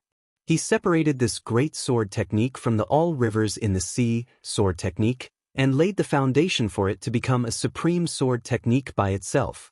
Now that Lu Ping once again came to the estuary of the Yulon River, the scene he saw was naturally different from that time when he was still a minor repairs cultivator of the forging core. Green and red light flashed in Lu Ping's eyes, and he saw a group of fish at the estuary of the Yulon River. This group of fish was divided into dozens of groups, always cruising back and forth in the waters of dozens of miles around the estuary, but never leaving the estuary. Qing Li Laozu smiled and said, "This is the Wuling fish Dao soldiers left by Wuling Laozu. For thousands of years, this group of Dao soldiers has been guarding the estuary of the Yulon River, so that the demon clan in the Yulon River and the demon clan in the sea have never cooperated with each other. At the same time, this is the fundamental reason why Mara from the sea has never invaded the coast. Back then, Wuling Laozu used 3,000 Wuling fish Dao soldiers to block the attack of 100,000 Mara's army and became famous. Since then, these Wuling fish Dao soldiers had been guarding here. Back then, when Lu Ping gained enlightenment on swordsmanship here, he practiced his swordsmanship without fear. But he didn't know that under his feet, there were hidden dangers that could take his life at any time. These 3,000 Dao soldiers were far more powerful than when Lu Dagui was defending against the demon clan's attack on Huangli Island. The 300 Wuling fish Dao soldiers that Lu Ping trained were very messy. Most of the Dao soldiers were in the late blood condensation stage, and only a few were barely in the core forging stage. But these 3,000 Dao soldiers were all in the late blood condensation stage, and nearly 100 of them were in the core forging stage. Compared to these 3,000 Dao soldiers, Lu Ping's 300 Wuling fish Dao soldiers were just a motley crew. So this battle will be led by the Wuling fish Dao soldiers? Qin Li Laozu nodded and said, "Indeed. This time, the 4 sects, your sect, Heavenly Moon sect, and Carefree Pavilion will work together to suppress the Mara's army on the sea in a specific area. Then, with the help of Emo Luo's power, we can drive the Crystal Palace's forces back to the East Sea. But it's not like there won't be any problems." Lu Ping looked at Qin Li Laozu in surprise and said, "What?" Qin Li Laozu smiled unnaturally and said, "You also know that Xiao Baiyu and Senior Qi Fan are close friends. He has seen through this, so Skyrend also wants to interfere." Lu Ping's expression froze. The 4 sects had planned this for a long time. Zhenling had obtained the transfer point of their allies and the large sects, so their status was recognized. Heavenly Shen sect solved the problem at the sea. Heavenly Moon sect might suffer a greater loss, but they could completely eradicate the hidden danger of the Crystal Palace's expansion. As for Carefree Pavilion, they already had an unresolvable hatred with the Crystal Palace, and they also had a close relationship with Heavenly Moon sect. As long as they could make the Crystal Palace suffer losses, they would not shirk their responsibility. The final result of this matter could be said to be a happy ending. However, at this time, Skyrend wanted to interfere. It was not that Skyrend's participation would affect the cooperation of the 4 sections. After all, Skyrend was an old sect that was not weaker than Heavenly Shen sect. With their participation, this matter would definitely be easier. However, with the strength of the 4 sects, it was completely possible for Skyrend to participate at this time only for this matter. As expected, Qin Li Laozu continued to say, "What Xiao Baiyu means is that Zhenling, Heavenly Shen, and Heavenly Moon sects' cooperation is enough to suppress Mara's army from the sea and wait for an opportunity to expel the Crystal Palace's forces on the sea. At this time, Skyrend and Carefree Pavilion can completely take the opportunity to block the entrance of the East Sea Storm Ocean from behind and block the Crystal Palace's forces to the west of the Storm Ocean from retreating." Lu Ping suddenly gasped and said, "Does he mean to destroy all the forces of the Crystal Palace in the west of the Storm Ocean?" Qin Li Laozu smiled bitterly and said, "I'm afraid so." Lu Ping couldn't help but ask, "Isn't he afraid that the Crystal Palace will be angry and take revenge?" Although the 4 sects expelled the forces of the Crystal Palace in the name of encircling and suppressing Mara, they were also offending the Crystal Palace. However, after all, they had the reason to exterminate Mara. The forces of the Crystal Palace were only expelled but not annihilated. The 2 parties didn't completely fall out with each other. What's more, the 4 sects were also not weak. Even if the Crystal Palace wanted to do something, it would have to weigh whether it was worth it or not. It could be said that this time the 4 sects joined hands to step on the bottom line of the Crystal Palace. But if they really acted like Skyrend, it would be a complete declaration of war with the Crystal Palace. At that time, even if the Crystal Palace was concerned about the strength of the 4 sects, they couldn't remain indifferent when their practitioners were slaughtered. What's more, in the face of such a huge sect that had been passed down since the beginning of the world by the 7th Patriarch, no one knew what other trump cards they were hiding. Thinking of the heaven and earth wine tripod at the foot of Luo Xin Mountain and the heaven-covering feather fan above Nine Mysteries Tower, Lu Ping still shuddered with fear. Xiao Baiyu thinks that this is the best time to weaken the Crystal Palace. The Crystal Palace has been spreading around these years, which also scattered the strength of the sections. It's a good time to destroy them one by one. Destroy them one by one? That's the Crystal Palace. Lu Ping couldn't help but ask, then what does Senior Qi Fan mean? Qing Li Laozu also showed a helpless expression and said, Senior Qi Fan didn't agree at first, but after the secret talk with Xiao Baiyu he seemed to be a little hesitant. Also, Full Moon Laozu of the Heavenly Moon sect also seemed to be a little undecided. This time, since your sect has come to the east, Xiao Baiyu also wants to meet you. Lu Ping said in surprise, Xiao Baiyu is in Tianxian City now? Why does he want to see me? This matter is decided by the elders of the sect. It's not something that a junior can decide. Hearing this, Qing Li Laozu smiled and said, Young friend, there's no need to belittle yourself. With your current position, even if you don't interfere with the matters of the sect, your words and actions have an incomparably great influence on the sect. If I were Xiao Baiyu, I would also find you at the first instance. Lu Ping smiled helplessly and said, but this time, the decision is made by Martial Uncle Jiang Tianlin of our sect. I will respect Martial Uncle's opinion. Qing Li Laozu smiled and didn't comment on Lu Ping's words. That's right. Lu Ping suddenly thought of something and said, what is Xiao Yao Pavilion thinking? If they really do this, Xiao Yao Pavilion and Skyrend, who are in the East Sea, will instead bear the brunt of the Crystal Palace's revenge. Qing Li Laozu said helplessly, that's the strange thing. This time, Xiao Yao Pavilion is on Xiao Baiyu's side. It's also because of Xiao Yao Pavilion's support that Xiao Baiyu is so confident to persuade the other three sections. Lu Ping was stunned. However, after thinking about it, it couldn't be more normal. With the opposition between Xiao Yao Pavilion and the Crystal Palace, even with this scheme, the relationship between the two parties wouldn't get worse. As for revenge, Xiao Yao Pavilion had been suppressed by the Crystal Palace for many years. Now that there was a chance to make the Crystal Palace suffer a great loss, Xiao Yao Pavilion naturally wouldn't let go of this opportunity. In a sense, this time, Xiao Baiyu's proposal was probably the one that really hit it off with Xiao Yao Pavilion. Chapter 1417. Xiao Baiyu looked at Lu Ping and smiled. Is this the third time we've met? Lu Ping thought for a moment and said, more than that. Xiao Baiyu smiled and said directly, although I have already overestimated your growth, it seems that it is still far from enough. Your rise is just like the sect you belong to, it is beyond everyone's expectations. Lu Ping smiled and did not say anything. Xiao Baiyu did not mind and continued, everyone can see that Jinling will rise in the North Sea, but no one would have thought that Jinling would have such a terrifying number of high-level adepts. If it wasn't for the fact that Jinling does not have a strong enough foundation, that the time it took for it to rise is too short, and that the distribution of Dharma adepts in each generation is not reasonable, just based on the number of Dharma adepts in your sect, it is already enough to be mentioned in the same breath as Skyrend, the Tianxian sect, and the Tianyue sect. On this point, Xiao Baiyu was very much in line with Jinling's reality. Currently, there were only 3 adepts left in the first generation of Jinling, and the number of second-generation Dharma adepts had already reached 9. In the third generation, the number of Dharma adepts in Jinling had surged.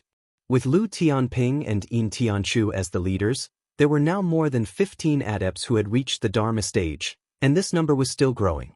Furthermore, these were just the adepts that Jinling had cultivated. If the outer sect elders such as Xiang Lu, Lei Di, and Qing who were added, the number of Dharma adepts in Jinling would be even larger. It was no wonder that after this promotion battle, the strength that Jinling had displayed had shocked the entire world of practitioners. In reality, Jinling had already realized this problem. Although the appearance of a large number of Dharma adepts could make Jinling flourish for a while, such a large group of Dharma adepts would definitely take up a large amount of training resources. Moreover, the North Sea training world was a barren place, which made the already tight situation even more difficult, to the point where it would affect the training of the younger generation. After all, the legacy of a sect was a long-term plan. Such an uncontrolled expansion of the sect's strength would definitely cause the younger generation of disciples to become weaker due to the lack of sufficient training resources. The truly strong sects would control the number of Dharma adepts in the sect very well. Perhaps there were many adepts who had the potential to advance to the Dharma stage, but they would always make them compete with each other and pick out the more outstanding disciples to train. Although this might reduce the number of Dharma adepts that the sect might have, it could save a large amount of training resources to train the younger generation of disciples. At the same time, a portion of the training resources could be stored away in case of emergencies. Of course, there might be some disciples who had their own opportunities. Originally, they had been quietly abandoned by the sect, but they had managed to advance through their own hard work. This way, the sect would not have to expend too much in order to gain a powerful disciple. This was something that any sect would welcome. Only in this way could a sect be able to carry on a good succession with limited training resources. At the same time, when the sect was faced with a crisis, it could also train a large number of Dharma adepts in a short period of time to help the sect overcome the crisis. Now that the fourth generation of Junling's adepts had gradually grown up, the more outstanding ones had already begun to enter the late core forging stage. The matter of the fourth generation of adepts advancing to the Dharma stage had also begun to be brought up more and more by the sect. Although the fourth generation of adepts did not have as many outstanding adepts as the third generation, there were still many disciples who were looked upon favorably by the sect. However, Lu Ping had already received news from the head of the sect that the sect was only prepared to select 15 to 20 of the most outstanding adepts from the fourth generation of disciples to become direct disciples. They would compete with each other and strengthen their foundations. Then, they would select 10 to 12 disciples who stood out from the rest to train and help them condense their Dharma power. It could be said that the head of the sect, Lu Tianling, had an extremely accurate grasp of Junling. She did not bite off more than she could chew just because the sect's strength was expanding, especially because of the explosion of the third generation of Dharma adepts. Instead, she was extremely pragmatic in reducing the number of fourth generation adepts who could advance to the Dharma stage. The entire process was estimated to take 50 to 100 years, and the fourth generation of Junling's disciples would begin to advance to the Dharma stage. Lu Ping smiled and said, "Thank you for your advice, Senior. However, Senior Xiao has come to see me this time only to talk about some plans for the development of the sect, right?" Xiao Baiyu smiled and said, "Of course not. I'm just saying this because I feel that your sect is an ambitious sect. You shouldn't just limit your vision to a corner of the North Sea, but should look at the entire world of training." Lu Ping did not become complacent because of Xiao Baiyu's words. Instead, he said calmly, "Ideals can't be separated from reality. It is already difficult for Junling to maintain its position in the North Sea, and I'm afraid that outside of the North Sea, there are many things that we don't have the strength to do." The admiration in Xiao Baiyu's eyes deepened, and he said, "This is your sect underestimating itself. With your sect's current strength, you have a lot of potential in the world of training. Also, as the saying goes, the tree may desire peace, but the wind will not stop. If Junling wants to have a stable place in the North Sea, it will also need the consent of others." Lu Ping's expression changed, and he said in a low voice, "What do you mean, Senior?" Xiao Baiyu had long expected that Lu Ping would ask such a question, and as soon as his voice fell, he answered, "There are two meanings. The first is in Junling itself, and the second is in you." Lu Ping raised his eyebrows and said, "I'd like to hear the details." Xiao Baiyu said with fervor and assurance, "Let's talk about your sect first. I have also heard about what happened after your sect's treasure ship sailed to the west this time. Although the process was dangerous, in fact, your sect and little friend Lu already had a well-thought-out plan. Whether it is the Songhai sect, the Xianling sect, or the Taishin sect, they are just clowns who can't achieve anything. Even if the Beihai sect sends out all its forces, the final result is just a scare but no danger." Lu Ping could not help but ask, "What is Senior trying to say? Doesn't your sect think that everything is too easy?" "Easy? Lu Ping thought for a while and said, Senior, you mean? Xiao Baiyu smiled and said, Yes, it is the Crystal Palace. If the Crystal Palace intervenes this time, let alone whether your sect can succeed, even if you succeed, how heavy a price will you have to pay? Lu Ping was a little unconvinced and said, The reason why our sect sets sail at this time is that the Crystal Palace has no time to attend to other things this time. Of course, it is because the Crystal Palace has no time to attend to other things. But what about when the Crystal Palace has time to spare? Lu Ping said, You mean that the Crystal Palace will return to the North Sea? Xiao Baiyu said matter-of-factly, Unless we can make the Crystal Palace retreat in the face of difficulties, otherwise, with the nature of the Crystal Palace, they will think that the entire overseas cultivation world belongs to them. Seeing that Lu Ping was silent, Xiao Baiyu continued, Now, in the overseas cultivation world, other than the Crystal Palace, there are 9 other large sections. I don't know if you have noticed that other than the Wind Thunder Island and the Purple Talisman Pavilion, which are vassals of the Crystal Palace, only the Jinling family is a local sect of the overseas cultivation world. Lu Ping was stunned for a moment before he heard Xiao Baiyu continue, Be it the 4 major sects of the Southern Sea, or the Eastern Sea's Skyrend and Carefree Pavilion, when traced back to their origins, they were all driven overseas to rebuild their sections. As for the local sects in the overseas cultivation world, Flying Spirit Island was destroyed 4,000 years ago. You've personally witnessed the collapse of the Northern Alliance, and the Southern Sea doesn't even have a single local major sect. As the largest local sect in the Southern Sea, the Yulin sect has long reached the qualifications to be promoted to a major sect, but it has never built a treasured ship. It was only when it hooked up with the Yuan clan and wanted to promote its sect that it unexpectedly ran into the conflict between the 4 major sects of the Southern Sea and the Skyward Pavilion. The Bague clan also interfered in the middle. The stormy ocean from the Southern Sea to the Central Plains was completely sealed off, so naturally, the promotion of the Yulin sect was impossible. Although the Jinling sect has successfully promoted to a major sect, I'm afraid that the crisis of your sect has just begun. After Xiao Baiyu finished speaking, Lu Ping was silent at the side, but the affection on his face was changing rapidly. Obviously, Lu Ping was digesting Xiao Baiyu's previous words in his mind. Xiao Baiyu's words might be exaggerated, especially the destruction of the Northern Alliance and failing sect. Perhaps it was not the Crystal Palace's purge of the overseas local sections. From the information that Lu Ping had, especially the destruction of failing sect, there might be other hidden reasons. However, it was also true that the Crystal Palace was the main force behind the destruction of these sections. From this point of view, what Xiao Baiyu said was also true.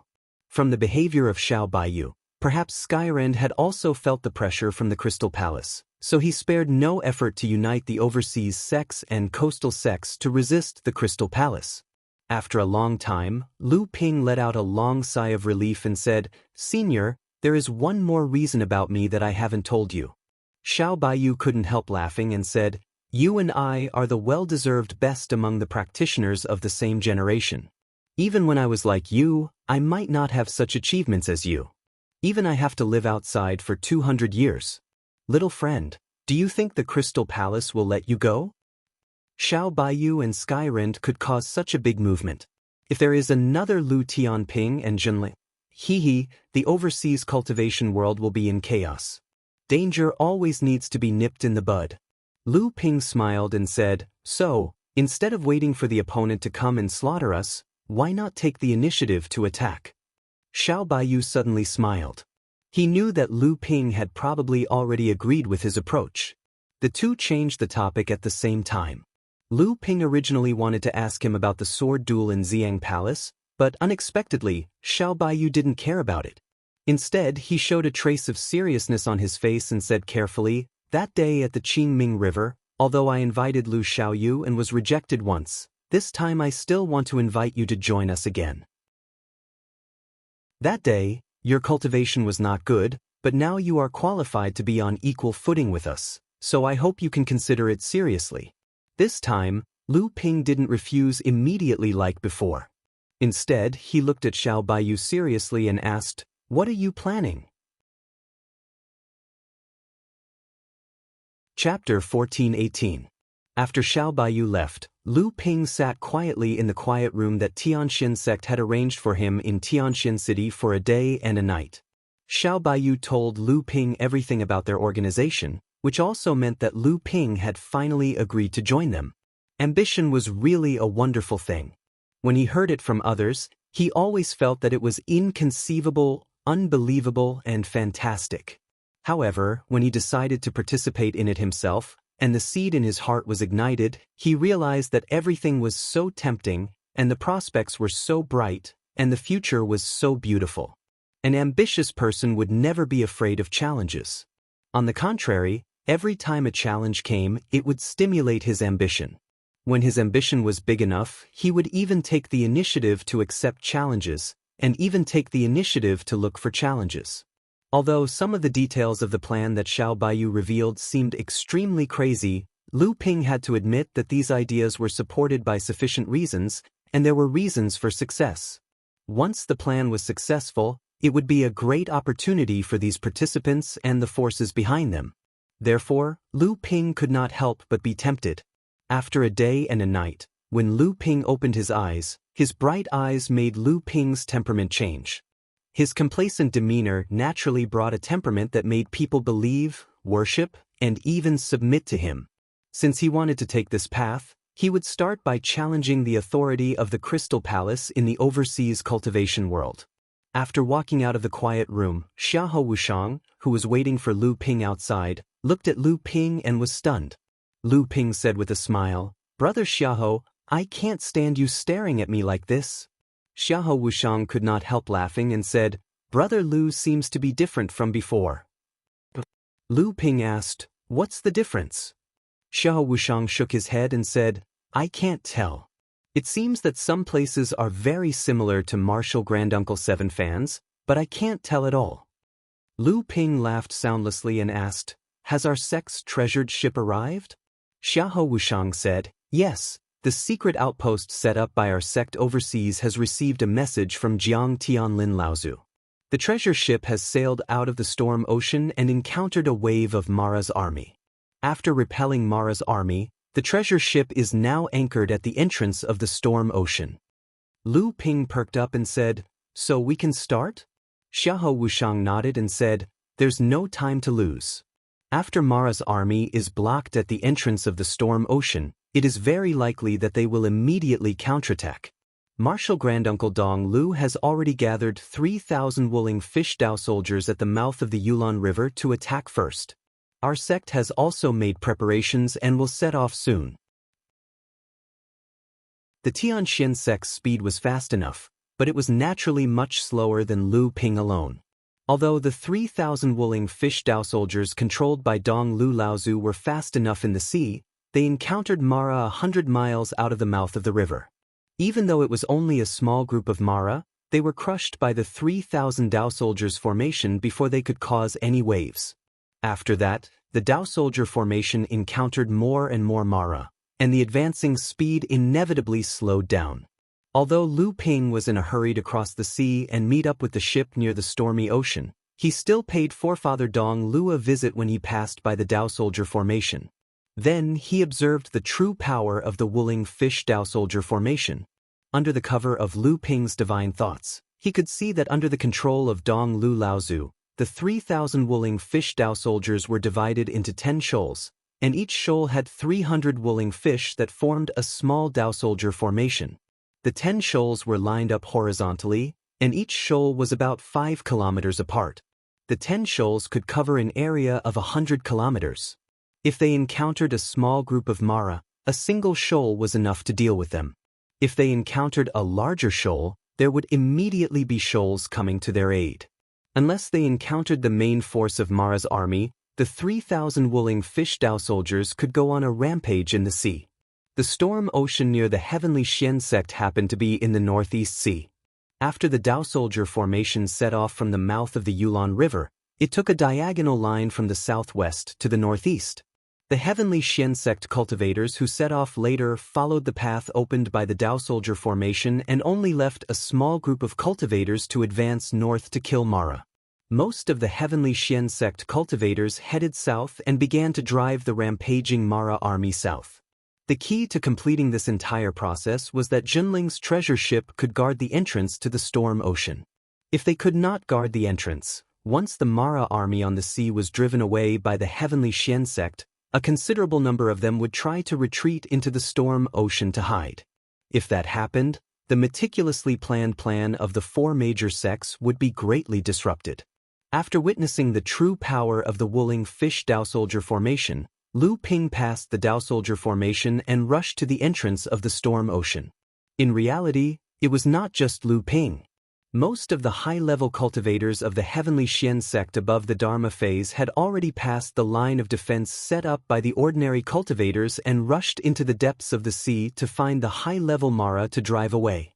During this period, Lu Ping also encountered some Mara's obstruction. However, for Lu Ping at this time, even the appearance of an Azura might not have much effect on him. However, whenever he encountered a high-level Mara, Lu Ping would often show his strength to scare them away. Then he would pretend to chase them and drive them to the south. These high-level Mara were the main force that the four major sects used to plot against the Crystal Palace. They could not be lost at this time. However, after passing the Dao Soldier Formation and going more than 100 miles into the sea, Lu Ping's body flashed with a golden light. Then he turned into a pool of water and disappeared into the sea. Lu Ping's cultivation of the water transformation technique had reached an extremely high level. In the sea, it was difficult for even the water Azura to find his trace. However, if he wanted to fly extremely fast in the water, he had to use the body water transformation talisman. The storm ocean was about 3,000 miles from the Middle-earth continent. After Lu Ping performed the water transformation technique, it didn't take long for him to reach the sea near the storm ocean. The violent spiritual qi shock forced Lu Ping to stop the conveyance light and rise from the sea. Then he saw several miles away, about thousands of Mara's army, led by 2 Azuras, 7 or 8 Jade Mara, and more than 10 Blood Mara, had surrounded the treasure ship. Then, they charged at the Junling treasure ship one after another. Just hundreds of feet behind the treasure ship, in the space entrance of the storm ocean, the violent shock caused by the battle was like a wrinkled lake surface, with circles of ripples. Although the Mara's army's offensive was fierce, it never made any progress in the face of the treasure ship. Instead, the various magical powers and spells on the treasure ship caused a large number of casualties. However, in the face of the Mara's army, which had an absolute advantage and was guarded by 2 Azuras, although Junling could use the treasure ship to defend, he couldn't beat the Mara's army back. At this time, the treasure ship couldn't move in order to guard the entrance of the storm ocean behind it. Therefore, it could only fight head-on with the Mara's army. However, in the face of Mara's fearless attack, casualties were inevitable despite the treasure ship's defensive formation. In particular, when the 2 Azuras attacked, they would often hide among the attacking Mara's army, making it difficult for the cultivators on the treasure ship to detect them. Then, they would suddenly attack and pierce through the treasure ship's defensive formation. Before the formation's protective shield could be repaired, the Jade Mara or Blood Mara would take the opportunity to kill the Junling cultivators on the treasure ship with great tacit understanding. When Lu Ping saw the 2 Azuras appear, he was surprised. Lu Ping had come fast enough, but he didn't expect that the Mara's army in the sea area of the Heavenly Mystery sect would gather such a powerful force to counterattack in such a short time. Was this a coincidence, or was there something unexpected? Lu Ping didn't have time to think too much about it. At this time, although Junling's situation could be defended for a short time, it would be very bad if it dragged on. Lu Ping used the water transformation technique to hide himself in the seawater and quickly approached the battle. When he was only a few hundred feet away from the battle, one of the 2 Azuras seemed to suddenly notice something and suddenly turned to look at the sea. At this time, Lu Ping suddenly burst out of the seawater. The sword of true spirit in his hand immediately turned into 6 flood dragons and rushed toward the Mara's army that was 100 feet away. The first move Lu Ping made was the battle formula of the heaven-opening sword technique that he had mastered so far. The 6 sword light flood dragons did not attack the 2 Azuras. Instead, They rushed toward the 6 Jade Mara's army from different directions. This was beyond the expectations of the 2 Asuras. With Lu Ping's current power, the heaven-opening sword technique was not to be underestimated. The 6 flood dragons went around the 2 Asuras and went straight for the Jade Mara. It immediately caused chaos in the Mara's army. The 2 Asuras quickly tried to stop them, but they only had time to break 2 of the flood dragon sword lights. They could not do anything to the remaining 4 flood dragon sword lights. A Jade Shura that was targeted by the sword light reached out and picked up 2 big Shuras. She threw them at the sword light flood dragons, and then they were swallowed by the sword light flood dragons. However, this Jade Shura was able to escape the heaven-opening sword technique's attack. However, the remaining 3 Jade Devils were not so lucky. 2 of them were killed by the horned light serpent on the spot, while the last one survived. However, its primordial spirit treasure and one of its legs were chewed to pieces by the horned light serpent. The Jinling cultivators had clearly seen Lu Ping's sword techniques. When Lu Ping killed 2 Jade Demons and severely injured a Jade Shura, everyone on the ship suddenly cheered. Just as Lu Ping relieved the pressure on the ship, an Asura roared and rushed toward Lu Ping. Chapter 1419. Only one? I'll use you to test how far I've progressed in my training. Facing the charging Asura, Lu Ping wasn't afraid at all. Instead, he was overjoyed. The sword of true spirit trembled and 9 sword rays flew out from the sword. The 9 sword rays condensed the spiritual energy in the air and formed 9 Jiao dragons that bared their fangs and brandished their claws. The 9 Jiao dragons stood in different directions and vaguely formed a huge net that enveloped the charging Asura. Because the Asura had a companion spiritual treasure that was almost equivalent to a pure Yang spirit treasure, the Asura's true ability was often between a late Dharma adept and a pure Yang adept. Previously, when Lu Ping was at the mid-Dharma stage, he could kill a heavily injured Asura in a one-on-one fight. Now that he had advanced to the late Dharma stage, Lu Ping's ability had increased by several times. Naturally, it was not difficult for him to defeat an uninjured Asura. The only thing that Lu Ping cared about was how long it would take him to defeat it.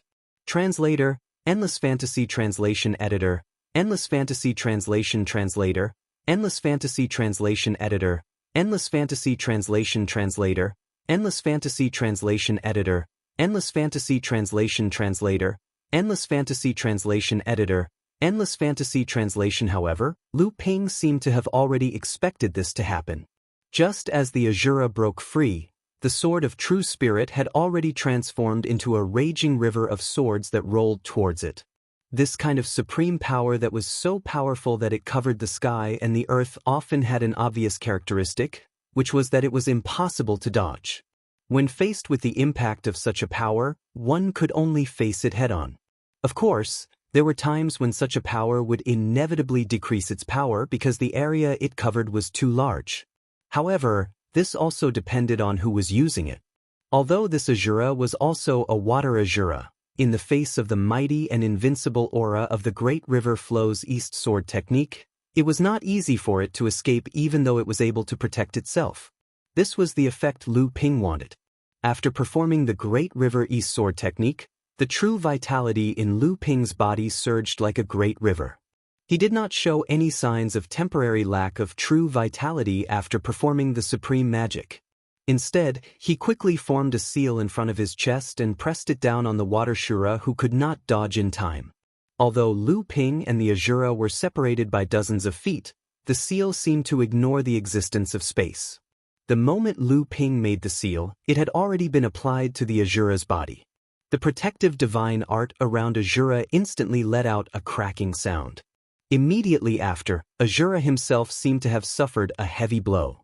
His entire body was sent flying backward like a prawn. Lu Ping's consecutive attacks had always been like a raging river. Once he attacked, there was no reason for him to stop halfway. This kind of powerful divine art that was so closely linked gave people a feeling that it could penetrate through any hole and was impossible to resist. Just as the Asura was hit by Lu Ping's mysterious seal, the sword of true spirit was ready to attack again. A green dragon roared out of the sword light and crashed into the Azura, who had yet to recover from Lu Ping's attack. The third attack, Green Dragon's Sea Disturbance Technique. The Azura was already severely injured. At this time, the Azura finally panicked. Before it could completely control its body, it had already stumbled to escape into the distance. The other Azura also realized that the situation was not good and tried to come to help. How could Lu Ping let such a good opportunity slip away? He pressed his hands down slightly on the sea under his feet. The entire sea suddenly trembled, and a muffled rumble came from the depths of the sea. The two Azuras were about to converge. Once the two Azuras joined forces, it would be difficult for Lu Ping to kill them. However, at this moment, a series of 18 rotating water pillars suddenly hung upside down from the bottom of the sea. Like a row of bars in a prison, it completely separated the two Azuras.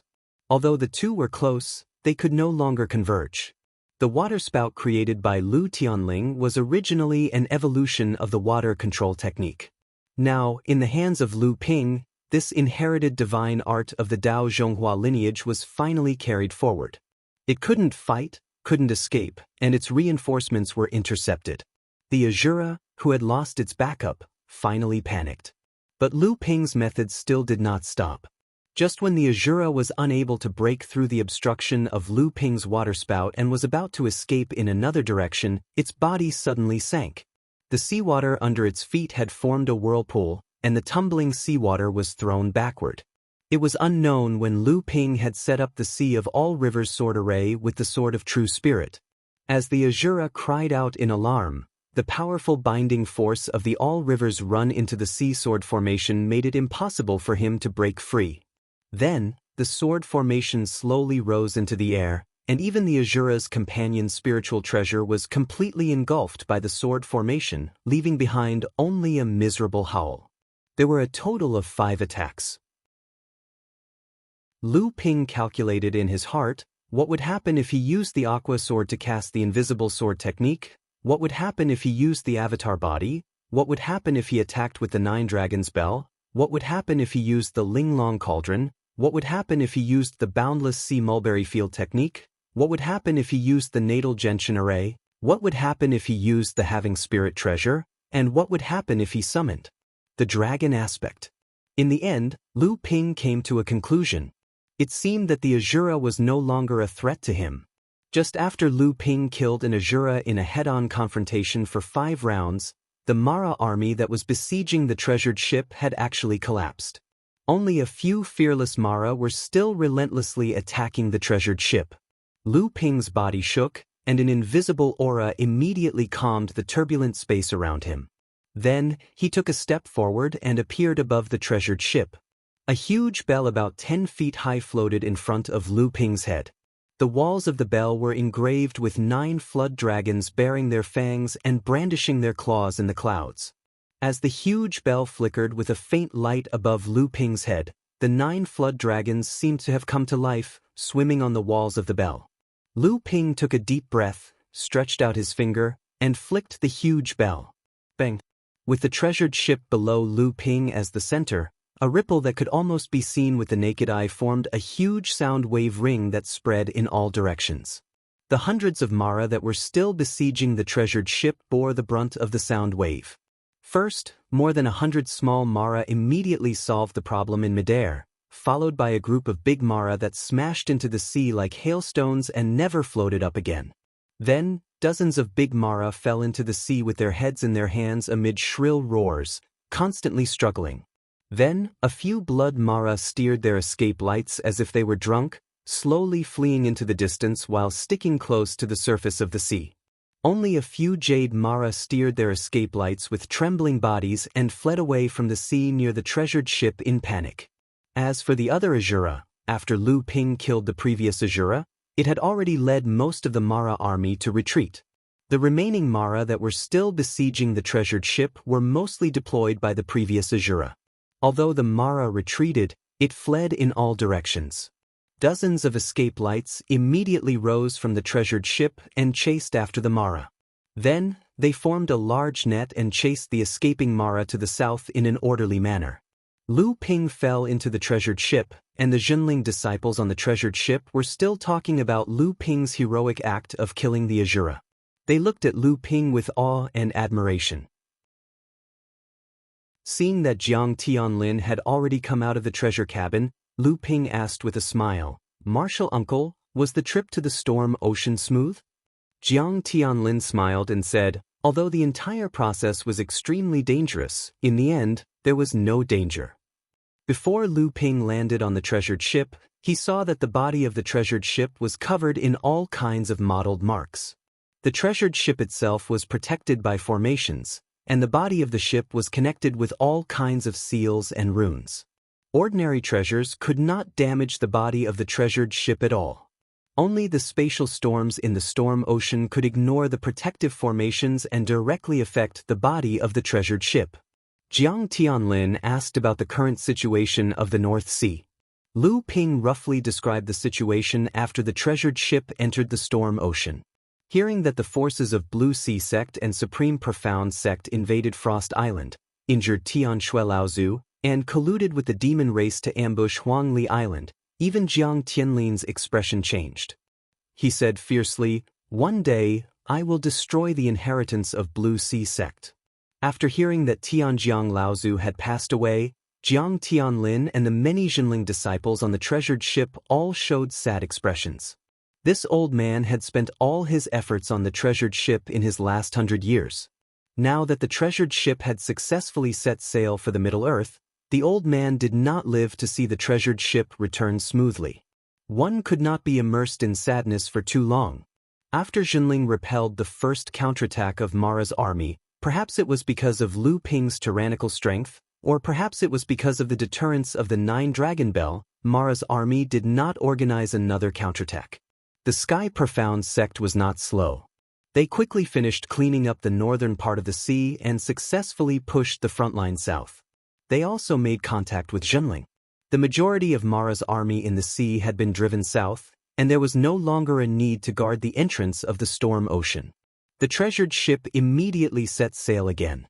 With the treasured ship as the center, the cultivators of Junling also drew a line on the surface of the sea that spanned several hundred kilometers and pressed south. This time, Lu Ping voiced his doubts. "To Azuras, this matter is indeed fishy. If Martial Nephew hadn't arrived in time and used a tyrannical method to kill one of them, I'm afraid that even if our sect was able to defend the entrance to the Sea of Storms, we would have to pay a great price." Jiang Tianlin seemed to have expected Lu Ping's doubts. He smiled and explained, "Speaking of which, this is the trouble caused by your martial uncle Tianfeng. When the treasured ship left the entrance of the storm ocean, it dispersed a group of Mara's troops that were guarding the entrance."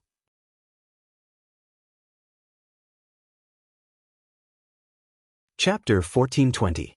The treasure ship broke through the surface of the sea, and under the guidance of Liang Tianfeng, it sailed quickly south on the sea.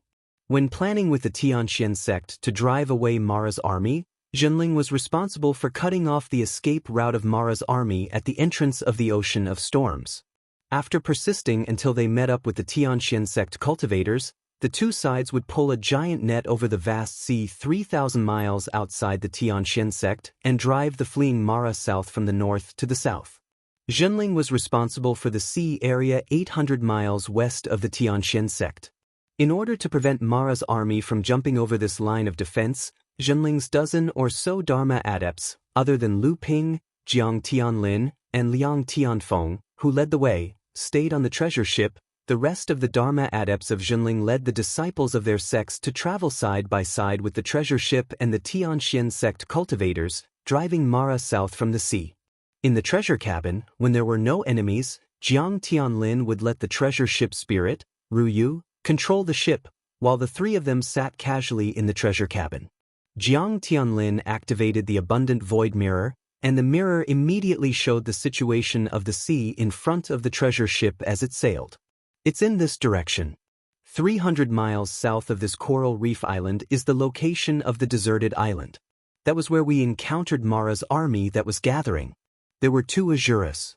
If the old man had been one step slower, he would have lost his life." Liang Tianfeng obviously still had some lingering fears. Jiang Tianlin asked Lu Ping, "Nephew Lu, do you suspect that there's something strange about this island?" Lu Ping smiled and said, "I hope there's something strange about it. We all know that Mara never stays in one place for too long unless there's something in this place that attracts Mara.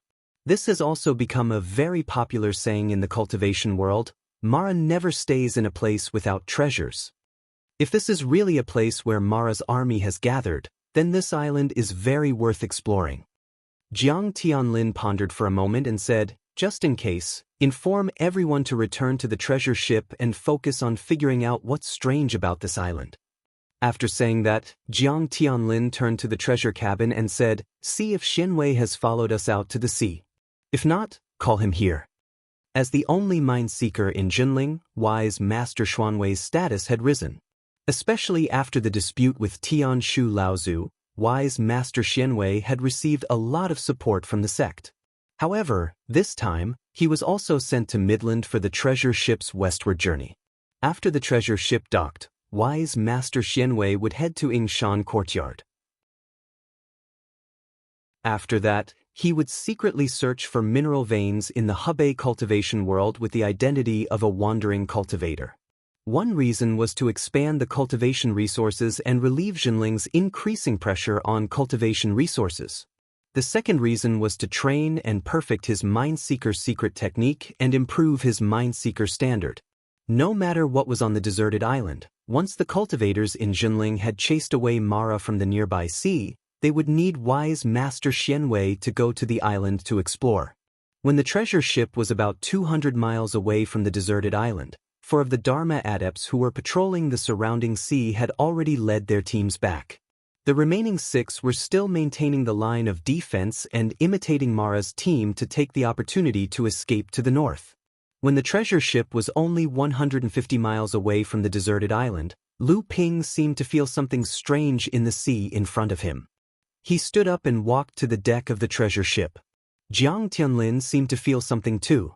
However, at this time, he needed to guard the treasure cabin and control the treasure ship to prevent any unpredictable dangers from happening. The treasure ship advanced another 50 miles. On the calm sea, they could even see the deserted island that Liang Tianfeng had seen before. Lu Ping's expression was slightly solemn. With a flip of his hand, the 9-dragon bell landed in his palm.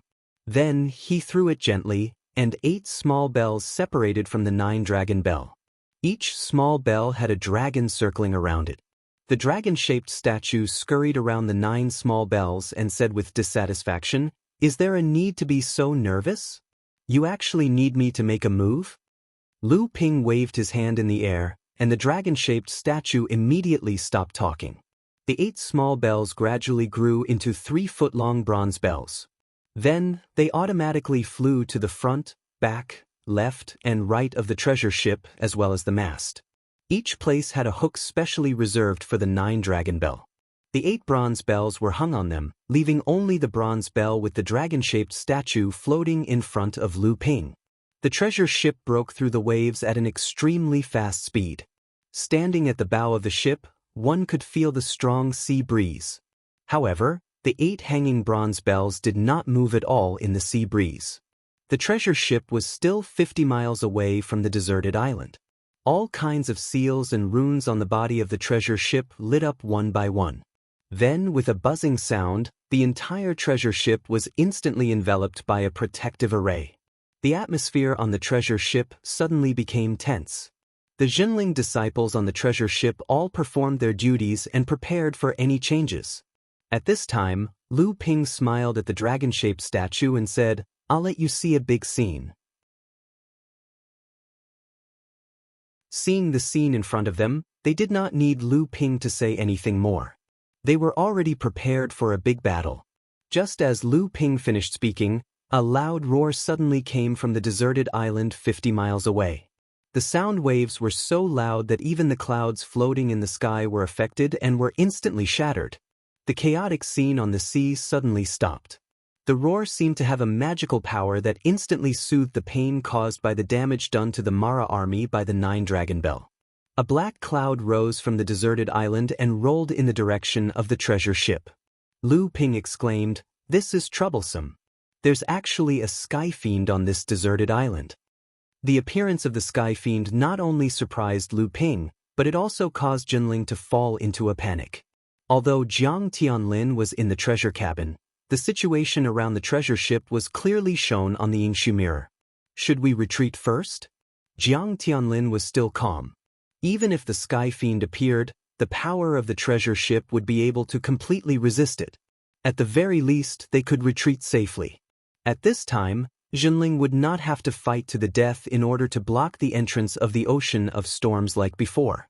Although once Jinling retreated, the plan of the four sects to chase Mara out on the sea would most likely fail. The appearance of the Sky Fiend was also clearly beyond everyone's expectations. No one would blame Jinling for this. Lu Ping's eyes flashed as he stared at the black fog of the Sky Fiend that was getting closer and closer. He gritted his teeth and said, "There's no hurry. If we fight like this without fighting, wouldn't it make the sects of the Central Plains look down on the sects of the North Sea? Uncle Masters, guard the treasure ship with your lives. I will go and meet this Sky Fiend first." Liang Tianfeng said, "Are you confident? Now is not the time to show off. Why don't we retreat first and inform the Heavenly Profound sect of the situation here? The pure Yang Laozu of the Heavenly Profound sect and the Heavenly Moon sect will come to deal with it. We can also temporarily stabilize the line of defense and stop Mara from escaping to the north." Lu Ping pointed to the deserted island in the distance and said, "Uncle Master, that deserted island is not only a gathering place for Mara, but also an existence like the Sky Fiend. What do you think is on that island? Mara will not land in a place without treasures, let alone a Sky Fiend. If we wait for Qi Fan and Full Moon to come, some of the treasures on the island may fall into our hands. Wealth comes from danger, so I must give it a try no matter what." Liang Tunfeng still wanted to persuade him, but Lu Ping smiled and said, "Rest assured, Uncle Master. Even if I am not a match for the Sky Fiend, I am confident that I can escape unscathed. However, there are still 2 Azuras around the Sky Fiend to protect it, so I will need Uncle Master and the others to restrain it." At this moment, Jiang Tianlin said, "That's good too. Once there is danger, retreat to the treasure ship as soon as possible. When the time comes, you and I will work together. With the treasure ship's sturdiness, even the Sky Fiend can't do anything to us." Chapter 1421. Lu Ping hung the 9-dragon bell above his head, while the other 8 bells remained on the ship, echoing with him from afar. The dragon-shaped carvings on the bell walls swam around, as if they were extremely excited about the upcoming battle, but Lu Ping knew that they were actually afraid that they would be smashed by the sky demons and sink to the bottom of the sea. The ship moved again, cutting through the wind and waves. Whenever a Mara tried to attack, the 8 bronze bells hanging around the ship would be rung at the same time. At this time, even a blood Mara would inevitably be affected when it rushed to the front of the ship. Battles between masters were usually fought in an instant. Whether it was Liang Tianfeng, Guo Tianshan, Chu Tiancheng, or Lu Tianyuan, the 4 mid-Dharma adepts all had rich experience in fighting on the edge of life and death, so they naturally would not let go of such a good opportunity. With Jiang Tianlin controlling the ship with all his strength and not participating in the attack, the 4 mid-Dharma adepts, with the help of the ship, had almost the power of a late Dharma adept. The 4 of them were responsible for the 4 corners of the ship, so they naturally would not hesitate when faced with such an opportunity. In just the first attack, 5 blood Mara were killed, and 2 jade Mara were injured and forced to retreat. Among them, Liang Tianfeng alone killed 2 blood Mara and injured 1 jade Shura. Because among the 4 of them, Liang Tianfeng was directly in front of the ship, so he suffered the greatest impact. Naturally, the results of the battle were also the greatest, but the pressure was also the heaviest. Chu Tiancheng, who was on the port side of the ship, also killed 2 blood Shura.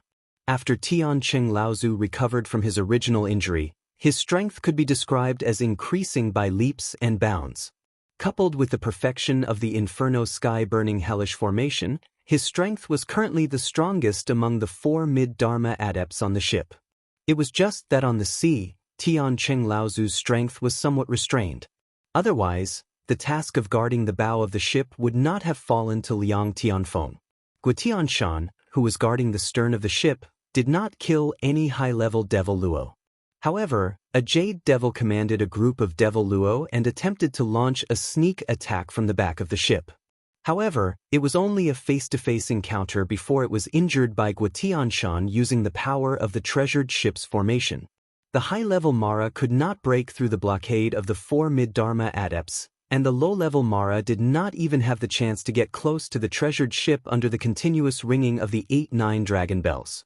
Even if he managed to get close, he would be easily killed by the Zhenling disciples around the treasured ship. The heavenly devil black fog covered half of the sky and spread toward the treasured ship. Meanwhile, the huge treasured ship also rushed toward the black fog. Seeing that the black fog was about to engulf the entire treasured ship, Lu Ping slowly rose from the treasured ship and flicked his fingers toward the 9-dragon bell in front of him. Bang, bang, bang.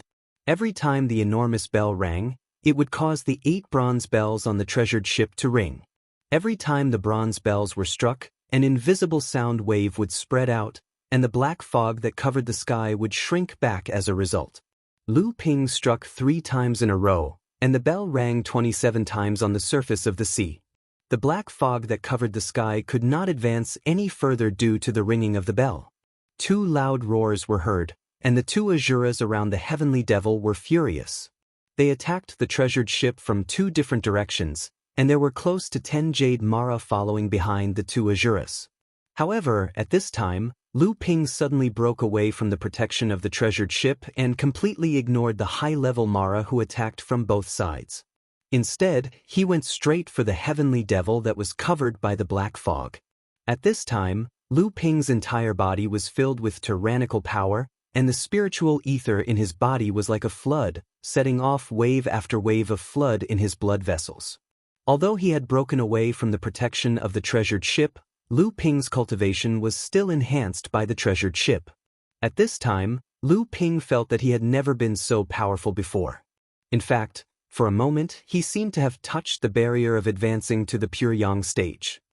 He felt that there was a thunder trial in the sky that was resonating with the spiritual ether in his body. That was undoubtedly the 3rd thunder trial.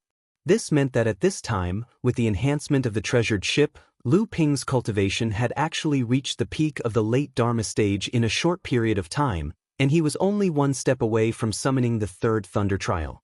The sky was filled with strange laughter, as if it was mocking Lu Ping for overestimating himself and trying to hit a rock with an egg. And there was also a hint of mockery on Lu Ping's face. The heavenly devil thought that with the interference of its soul-devouring magic, Lu Ping would definitely not be able to detect its true body hidden in the black fog. Now that Lu Ping had rashly entered the fog, he would definitely be walking into a trap. However, this heavenly devil did not know that Lu Ping had a nature-defying divine will cultivation. After receiving the enhancement of the treasured ship, his divine will had a range of nearly 200 miles. Moreover, his divine will was protected by the jade phosphor soul fire, so he was not afraid of the heavenly devil's soul-devouring magic at all. He had already determined the location of the heavenly devil's true body the moment he entered the black fog. But after all, the heavenly devil had the advantage of the heavenly devil. Just at the moment when Lu Ping entered, a few wisps of black fog immediately condensed and formed a few fog pythons that used the soul-devouring black fog as a cover and charged towards Lu Ping from all directions. However, Lu Ping was already prepared. Just as the fog pythons were about to quietly surround Lu Ping, the Sword of True Spirit released a sword chi halo around Lu Ping's body, protecting Lu Ping within it. Then, 9 water dragons rushed out from the halo in succession in all directions. Each water dragon was prepared to find the location of the soul-devouring fog python hidden in the fog. Both sides immediately began to fight, stirring up the black fog that filled the sky. The heavenly devil clearly did not expect Lu Ping to break through its technique so easily. It was slightly shocked and was about to attack again. However, when it came to attacking first, there were pitifully few people in the cultivation world who could match up to Lu Ping. The characteristics of his powerful and endless spiritual chi determined that Lu Ping could always be 1 step ahead and use more powerful techniques than ordinary people to gain the upper hand. Just at the moment when the sword-light dragon rushed into the soul-devouring black fog, a brilliant light had already risen from behind Lu Ping. The purple-gold light was accompanied by a strong pure yang qi, and it dispersed the surrounding soul-devouring black fog far away. It was as if a paradise filled with vitality had opened up in the deathly silent black fog, and the brilliant light was the savior of this paradise. At the moment when the purple-gold light burst out of the soul-devouring black fog, the heavenly devil hidden in the soul-devouring black fog was full of disgust for this kind of aura. It instinctively wanted to guide the soul-devouring black fog to try to extinguish this light aura. However, a sharp killing intent suddenly broke through the air from the place where the light burst out. The heavenly devil was shocked and instinctively felt that something was wrong. It seemed that the person who broke into the soul-devouring black fog had long been aware of its hiding place and had already found its location.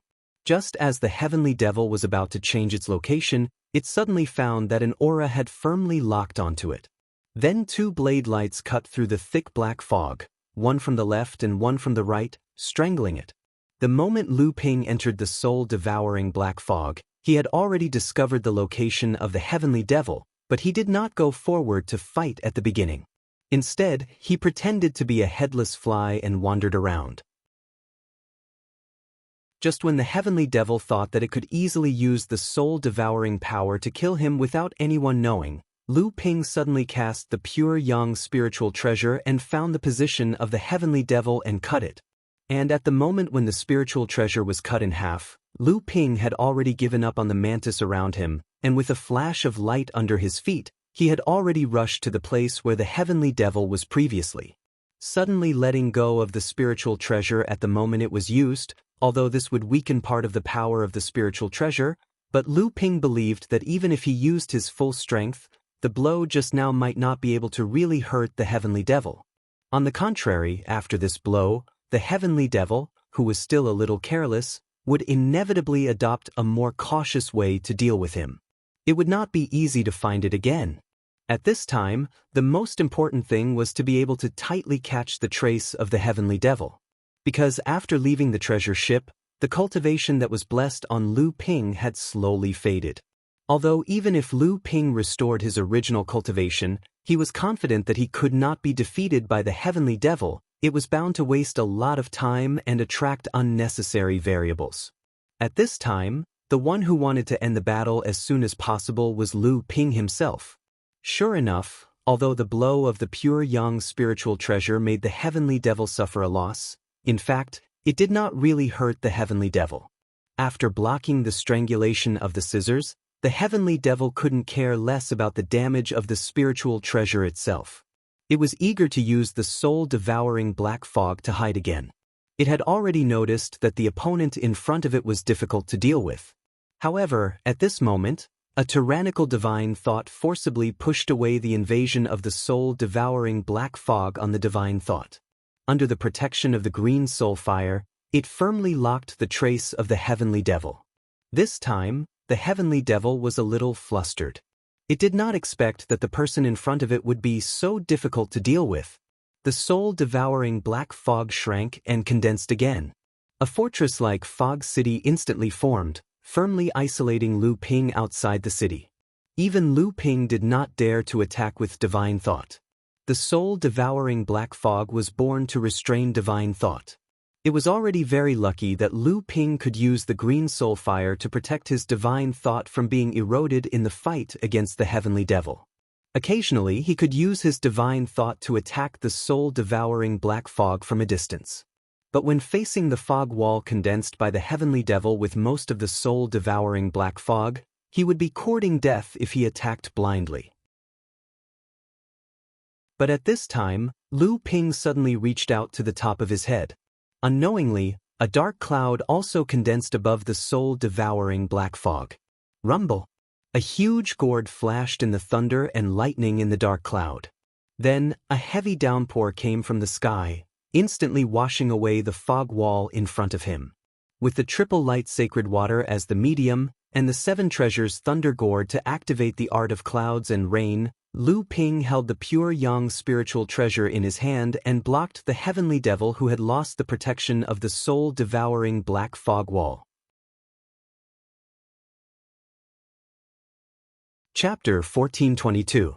Lu Ping's storm-like attacks made the heavenly demon tremble in fear. However, the heavenly demon did not know that Lu Ping was making use of the time to strike fear into the heavenly demon before his cultivation level dropped. The heavenly demon was terrified of Lu Ping. Just as the triple light sacred water washed away the heavenly demon's fog wall, Lu Ping stood in front of the heavenly demon with the pure yang spiritual treasure in his hand. The two ends of the praying mantis did not know what fear was. It only liked it when Lu Ping used its two big blades to cut everything in front of it in half. And Lu Ping did as it wished. The moment he stood in front of the heavenly demon, he had already taken out the pure yang spiritual treasure. As he opened the scissors, two blade lights were already aimed at the heavenly demon. At such a close distance, under Lu Ping's divine telekinesis, the heavenly demon was almost in a situation where it could not dodge. However, the heavenly demon still chose to retreat. Although the accompanying spiritual treasure in his hand might have surpassed a second tribulation spiritual treasure in terms of power and quality, it was still a companion spiritual treasure. It could not be compared to a spiritual treasure of the same level that had been tempered by the thunder tribulation. Previously, in order to resist the pure yang spiritual treasure's attack, the heavenly demon had to use the companion spiritual treasure to take the attack of the praying mantis. It even caused some damage to the companion spiritual treasure and suffered a great loss. This time, in such a close confrontation, the heavenly demon still could not avoid the pure yang spiritual treasure's attack. The heavenly demon still had to take the attack head-on. However, the heavenly demon could take the opportunity to retreat. Although the pure yang spiritual treasure's attack was powerful, it was not easy to injure the heavenly demon. The companion spiritual treasure in the heavenly demon's hand was a cloud of constantly changing fog. It looked weak, but in fact it was extremely tough and changeable. Just as Lu Ping's scissors approached, the cloud of fog had already set up 9 fog shields in front of it.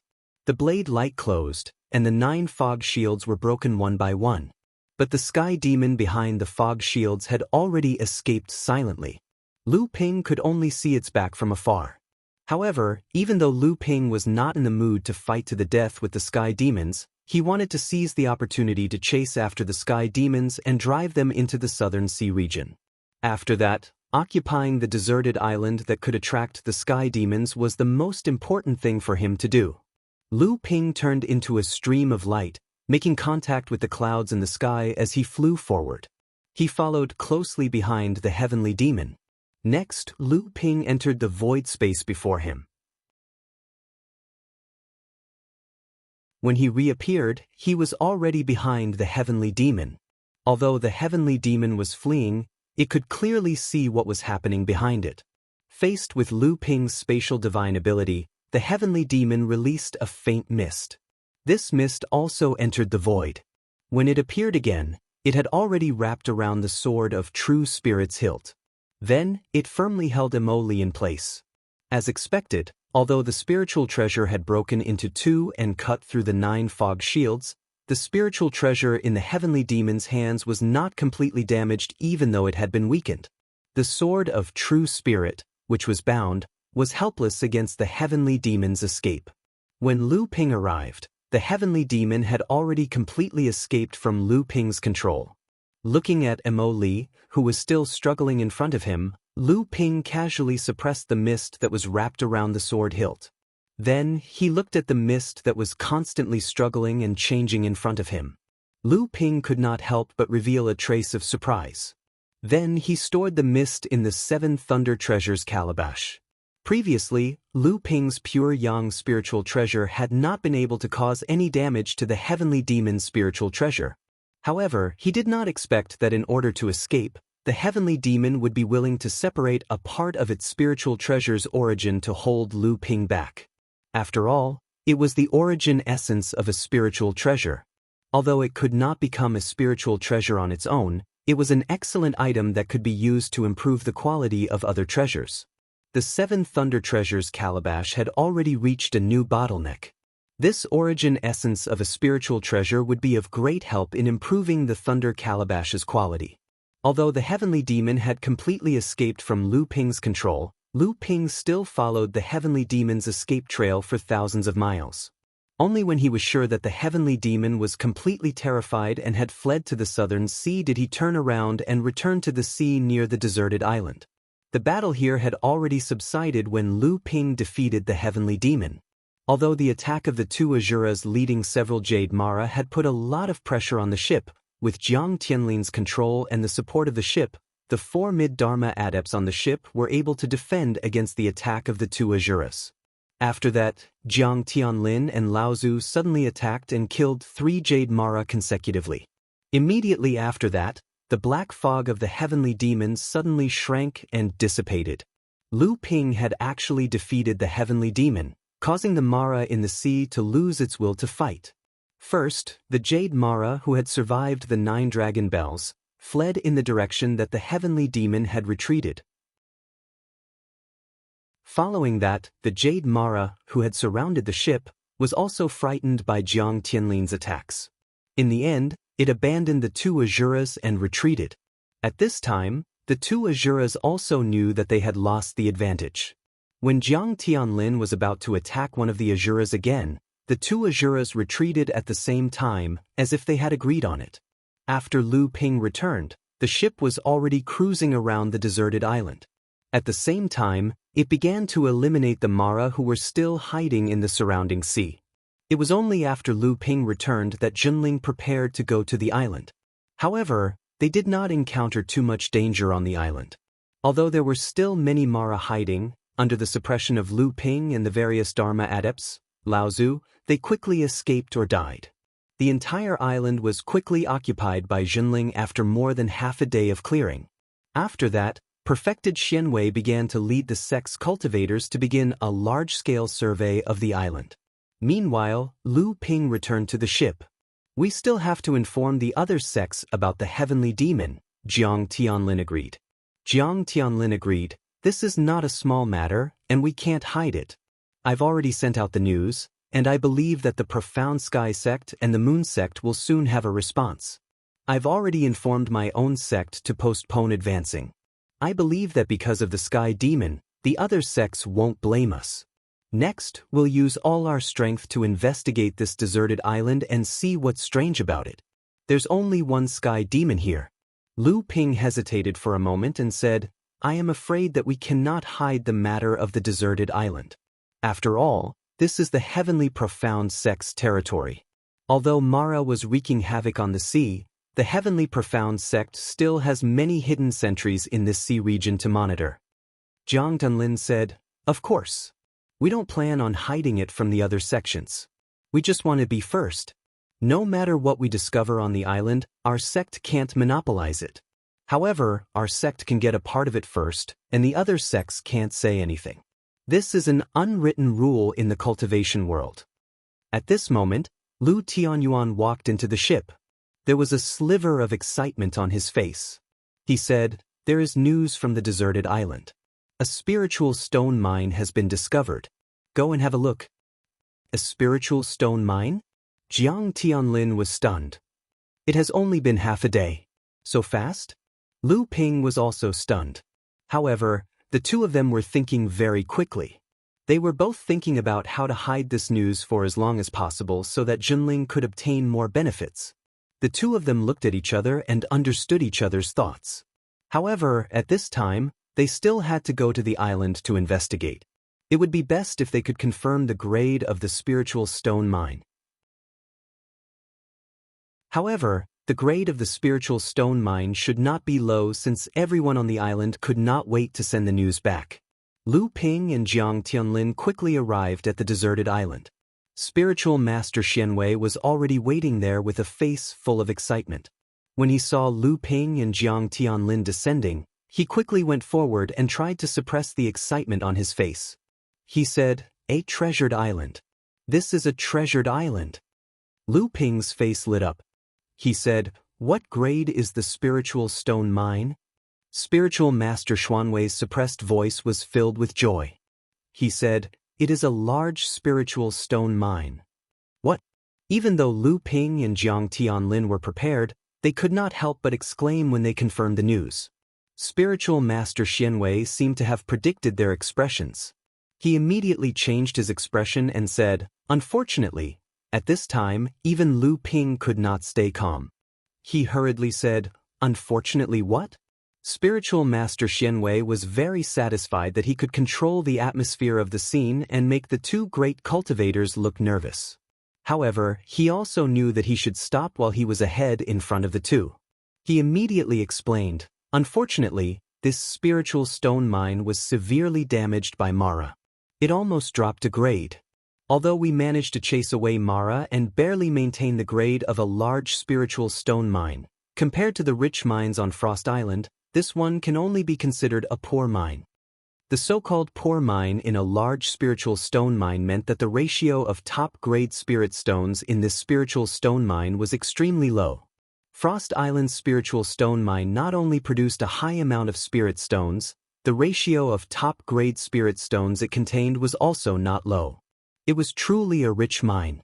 However, the spiritual stone mine in front of them could only barely reach the standard of a large spiritual stone mine. Moreover, due to the destruction caused by Mara's army, the ratio of top-grade spirit stones produced was extremely low. Moreover, there's more than just a spiritual stone vein on this deserted island. The entire deserted island is a huge associated spiritual stone vein. Apart from this large spiritual stone vein, there was originally another large spiritual stone vein in the associated spiritual stone vein. However, it was also ruined by Mara. Now that the main spiritual stone vein has been destroyed, the spiritual stone vein has flowed into the other 7 branches.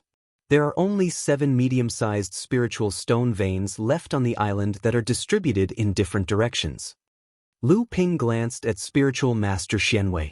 Lu Ping, who had calmed down, immediately saw through this guy's thoughts. He glared at him and said, "What else is there? Say it all in one go." Taoist Profound Wei chuckled and said, "Presently, we've discovered traces of a few other ore veins on the island, but we haven't had the time to specifically investigate them. What ore veins are they, their grade, and the size of the reserves haven't been determined yet. But what we can be sure of is that this small island is indeed a treasure island worthy of its name." At this time, Jiang Tianlin asked, "Why didn't the Sky Profound sect discover such a treasure island before?" Chapter 1423. At this time, Jiang Tianlin suddenly asked, "Such a treasure island is only about 2,000 miles away from the coast of Tianxin sect. With Tianxin sect's strength, why didn't they investigate their own island? Why didn't they discover it before?" Enlightened Master Xianwei seemed to be prepared for this and said, "I wonder if Uncle Master noticed the vegetation on the island when you arrived on this deserted island?" Jiang Tianlin and Lu Ping were stunned. What did this have to do with the vegetation on the deserted island? Enlightened Master Xianwei continued to explain, "Although the vegetation on this deserted island was destroyed by Mara, the age of its growth is extremely limited. At least a few years, at most a few decades. When I was investigating the land veins of this deserted island, I discovered that the land veins of this island had undergone a drastic change in the past few decades. I suspect that this deserted island rose from the bottom of the sea because of an earthquake or volcanic eruption in the past few decades. In addition, the past few decades have been the period when Mara was wreaking havoc on the sea. It is normal that Tianxin sect didn't discover the treasure on this deserted island." Enlightened Master Xuanwei's explanation cleared up everyone's doubts. The exploration on the deserted island continued, and good news was passed to Jiang Tianlin and Lu Ping from time to time on the treasure ship. So far, Enlightened Master Xianwei had confirmed that there was a large spirit stone vein, 7 medium spirit veins, and 8 associated veins on the deserted island. Furthermore, the reserves of the veins were extremely rich. There were 17 types of spirit stones confirmed, and 10 of them were of extremely high quality. They were extremely rare and precious spiritual materials in the cultivation world. Enlightened Master Xianwei was right to say that this deserted island was a treasure island. 2/3 of the Junling disciples on the treasure ship had rushed to the deserted island to prepare for the mining of the various veins. At the same time, they occupied 2 medium spirit veins in the northeast of the deserted island and started to build garrisons. The spirit stone vein that had long been excavated by Mara's army had also started to be restored and mined. At this time, enlightened Master Xianwei had become the busiest person in Junling. In the entire Junling, other than Jiang Tianlin and Lu Ping, everyone, including the Dharma adepts, listened to his orders. The development of the entire treasure island was planned and handled by him alone. Inside the treasure cabin, Jiang Tianlin said, "We can't hide this matter any longer. This treasure island isn't something our sect can swallow alone." Lu Ping nodded and said, "The treasure ship has been docked for another 2 days. The top priority is to do what we have planned before." This time, all the sects have joined hands to face the Crystal Palace. "We can't wait any longer." Jiang Tianlin said, "If that's the case, let's inform the Profound Sky sect about the discovery of the island. Sooner or later, the other sects will find out about it. Since that's the case, why don't we be a bit more generous and take the initiative to inform the Profound Sky sect, Heavenly Moon sect, Sky Splitting sect, and Carefree sect to jointly control the island with our sect? I believe that the alliance of the 5 great sects will be enough to resist the cultivation world's greed for this island." Lu Ping agreed and said, "Indeed, in terms of spirit stone mines, the treasure island isn't as good as the Frost Island. However, if we include the other spirit stone mines, the variety, quality, and reserves far surpass the Frost Island. To be honest, this treasure island was first discovered by our sect. Now that we have to take the initiative to invite all the sects to share the benefits, I am more or less unwilling." Jiang Tianlin smiled and said, "Sharing the benefits also means sharing the risks. This treasure island isn't something our sect can swallow alone. However, our sect has already gained the upper hand. According to the rules of the cultivation world, before the matter of the Crystal Palace is completed, this treasure island should be under our sect's custody. With this buffer period, I believe that Master Xianwei will be able to achieve some results. Furthermore, our sect will also be able to get a bit more when we divide the profits in the future. This is already not bad. Then leave Master Uncle Guo, Master Uncle Tian Shu, and a group of our disciples to stay on the island to assist Master Xianwei. The others will continue to stay on the treasure ship and chase away Mara, who is on the sea, according to the plan." All right. Sure enough, when Junling sect discovered the treasure island, it quickly caused a commotion in the Tianxian sect. A large spirit stone mine and several high-grade spirit material mine were enough to attract the covetous eyes of the entire cultivation world. The Profound Sky sect also knew that this matter was of great importance and immediately notified the Heavenly Moon sect, Skyrend, and Carefree Pavilion. However, because of the unexpected incident of the Sky Demon appearing at the same time and the large-scale mobilization of the 5 sects, it had already attracted the attention of the cultivation world. The Crystal Palace was also on guard.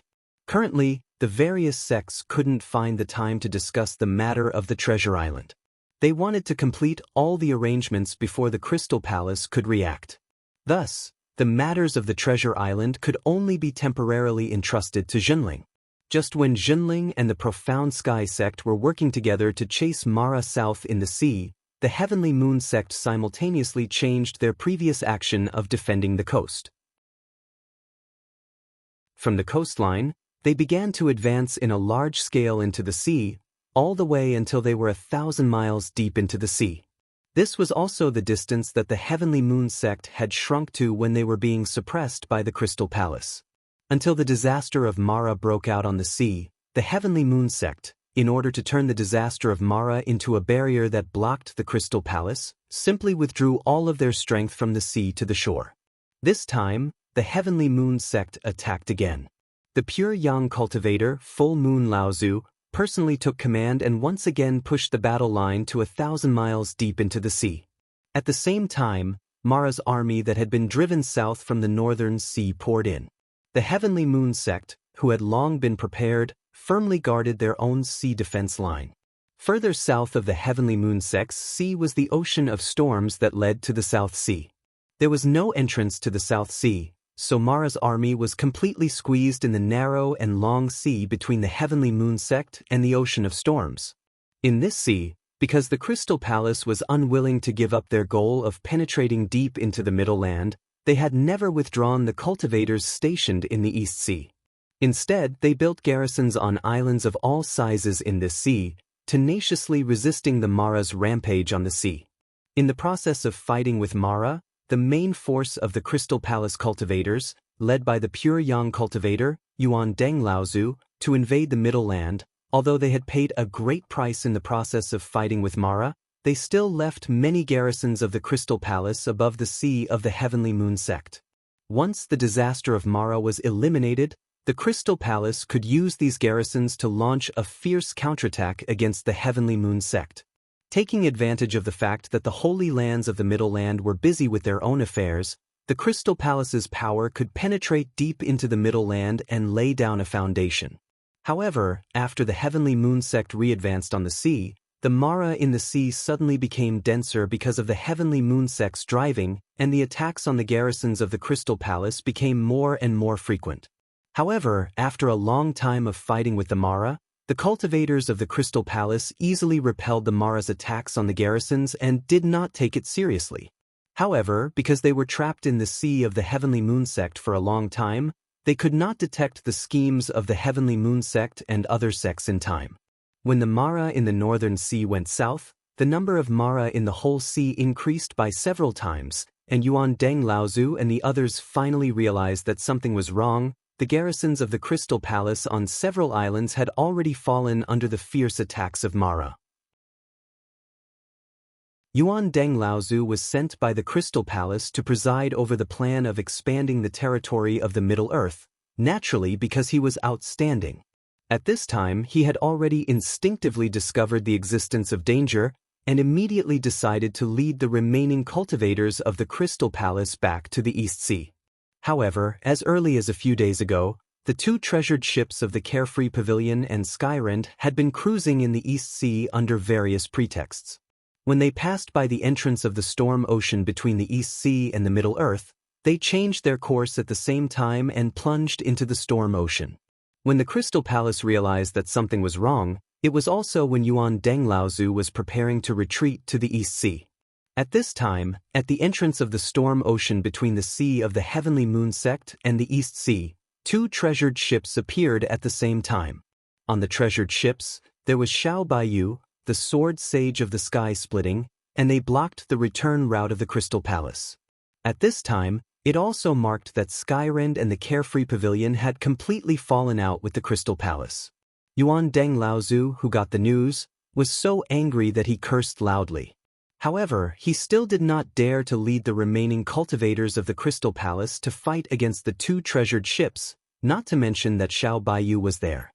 In desperation, Yuan Deng Laozu had to take the risk to break through the north. However, unexpectedly at the same time, the extraterrestrial demons, which had been driven south by Lu Ping, the treasured ships, and Qi Fan Laozu, finally met the army of Mara in the Sea of the Heavenly Moon Sect at an appropriate time. They encountered the cultivators of the Crystal Palace, who were as panic-stricken as stray dogs. A great battle unfolded when both sides were extremely unwilling but unable to break free.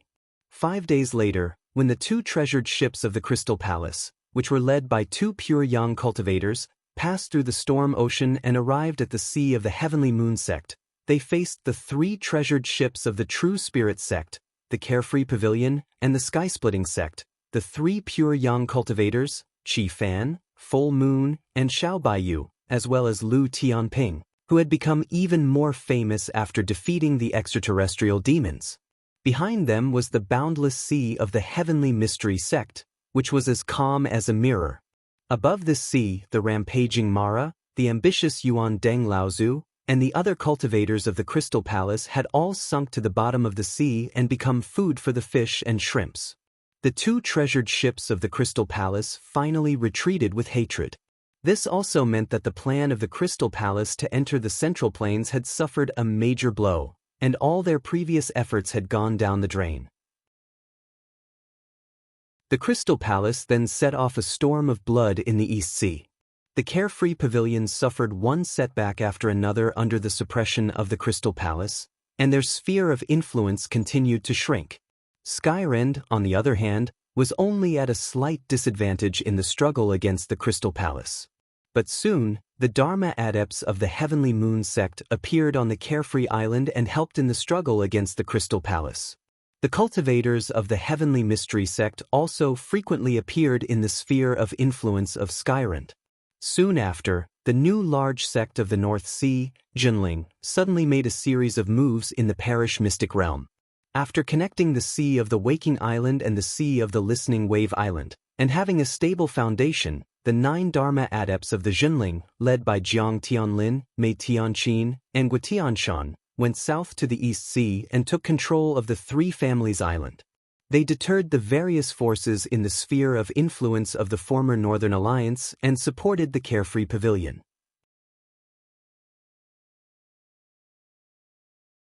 Chapter 1424. At the entrance of the stormy ocean of the Heavenly Moon sect's sea region, the confrontation with the Crystal Palace's treasured ship caused the alliance of the 5 sects to become closer. When Xiao Baiyu proposed the plan to wipe out the Crystal Palace's forces in the Central Sea region, Lu Ping also asked for Jiang Tianlin's opinion. However, Jiang Tianlin did not hesitate like Lu Ping and readily agreed to this request. Lu Ping also asked for the reason, and Jiang Tianlin's explanation was very simple. Junling could not be trapped in the North Sea and not make any progress.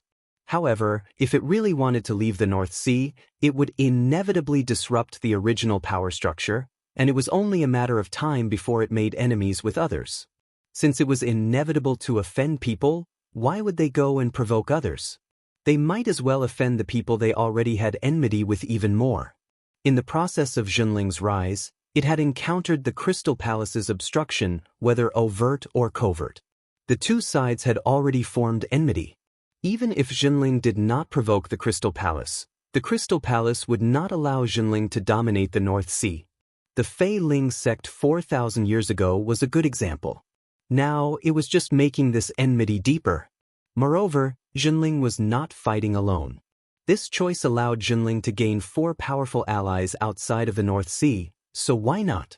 Back then, Lu Ping could also hear Junling's ambition from Jiang Tianlin's words. However, this ambition was exactly what Lu Ping was happy to see. On the central square of Tianxian City, the huge teleportation array had already reached the final stage. After Junling's Array Master and Tianxian Sect's Array Master worked together to incorporate the teleportation array into Tianxian City's defense system, Junling's ultra-long-distance large-scale teleportation array was finally successfully set up. This also meant that the last link on the surface for Junling to become a large sect had been completed. This large-scale teleportation array was connected to the North Sea's Tianling Mountain and could teleport 20 people at once. On the teleportation array, there were 404 indentations for spirit stones. The 4 indentations on the 4 sides were separated from the 4 indentations in the center. In other words, each activation of the teleportation array required 400 high-grade spirit stones or 4 top-grade spirit stones. The cost wasn't low, but Lu Ping recalled the small teleportation array that led directly to Yingshan's side courtyard. Not only could it only teleport 1 person at a time, but it also required a top-grade spirit stone to activate. Even after spiritual master Xianchen modified the teleportation array, it could only teleport 2 or 3 people at a time. Compared to that, the teleportation array could only teleport 1 person at a time, and each activation required 1 high-quality spirit stone. Not long after the ultra-long-distance teleportation array was successfully set up, the entire teleportation array suddenly flashed with a dazzling white light. This was a sign that the teleportation array had been activated. At this time, the cultivators from Tianxian sect who came to watch the show realized that there were many high-level cultivators from Tianxian sect. Qing Li Laozu, Lian Nan Laozu, Wu Lu Laozu, and others who were rarely seen gathered in front of the teleportation array. It seemed like they were waiting for someone. Finally, after the light flashed, Junling's group of 20 people appeared on the teleportation array in Tianxian City under the lead of Sect Master Lu Tianling. Qing Li Laozu suddenly laughed and said, "Welcome, Sect Master Zhenling, Tianxian Sect has failed to welcome you." It was only then that the cultivators of Tianxian City who came to watch the show realized that this graceful middle-aged woman was actually the sect leader of Zhenling Sect, the famous North Sea water sword immortal, Lu Tianping's master. Lu Ping hurriedly introduced everyone from Tianxian Sect to his master. Lu Tianling smiled and said, "Thank you seniors for waiting. Junior Lu Tianling has been impolite." Qin Li Laozu said, "Sect Master Lu is too polite. Now that our two sects have formed an alliance, we should be close to each other. Sect Master is too polite." Lu Tianling also smiled and said, "Then I am too polite." Qin Li Laozu laughed and said, "Sect Master Lu, please." "Senior, please." The Profound Sky Sect clearly attached great importance to the visit of Zhenling Sect's sect master. Aside from a few great cultivators who personally went to the teleportation array to welcome him, when Lu Tianling arrived at the dojo of the Profound Sky Sect, Old Ancestor 7 fans was already waiting outside the dojo. No matter how magnanimous Lu Tianling was, he still felt somewhat flattered. After the leaders of the two sects had a secret discussion, Zhenling officially announced to the cultivation world that he had become a large sect. Lu Ping originally thought that this was the end of the sect's business. The remaining matters might be complicated, but he didn't need to worry about them. Just as he was thinking about where to bring Qi Lianying to have fun, Lu Tianling unexpectedly told him to accompany her to visit Tianxian Sect. Only then did Lu Ping know that Zhenling was going to set up 2 super long-distance teleportation arrays in the Middle Earth, and the other one was in Chanwan City of Tianxian Sect.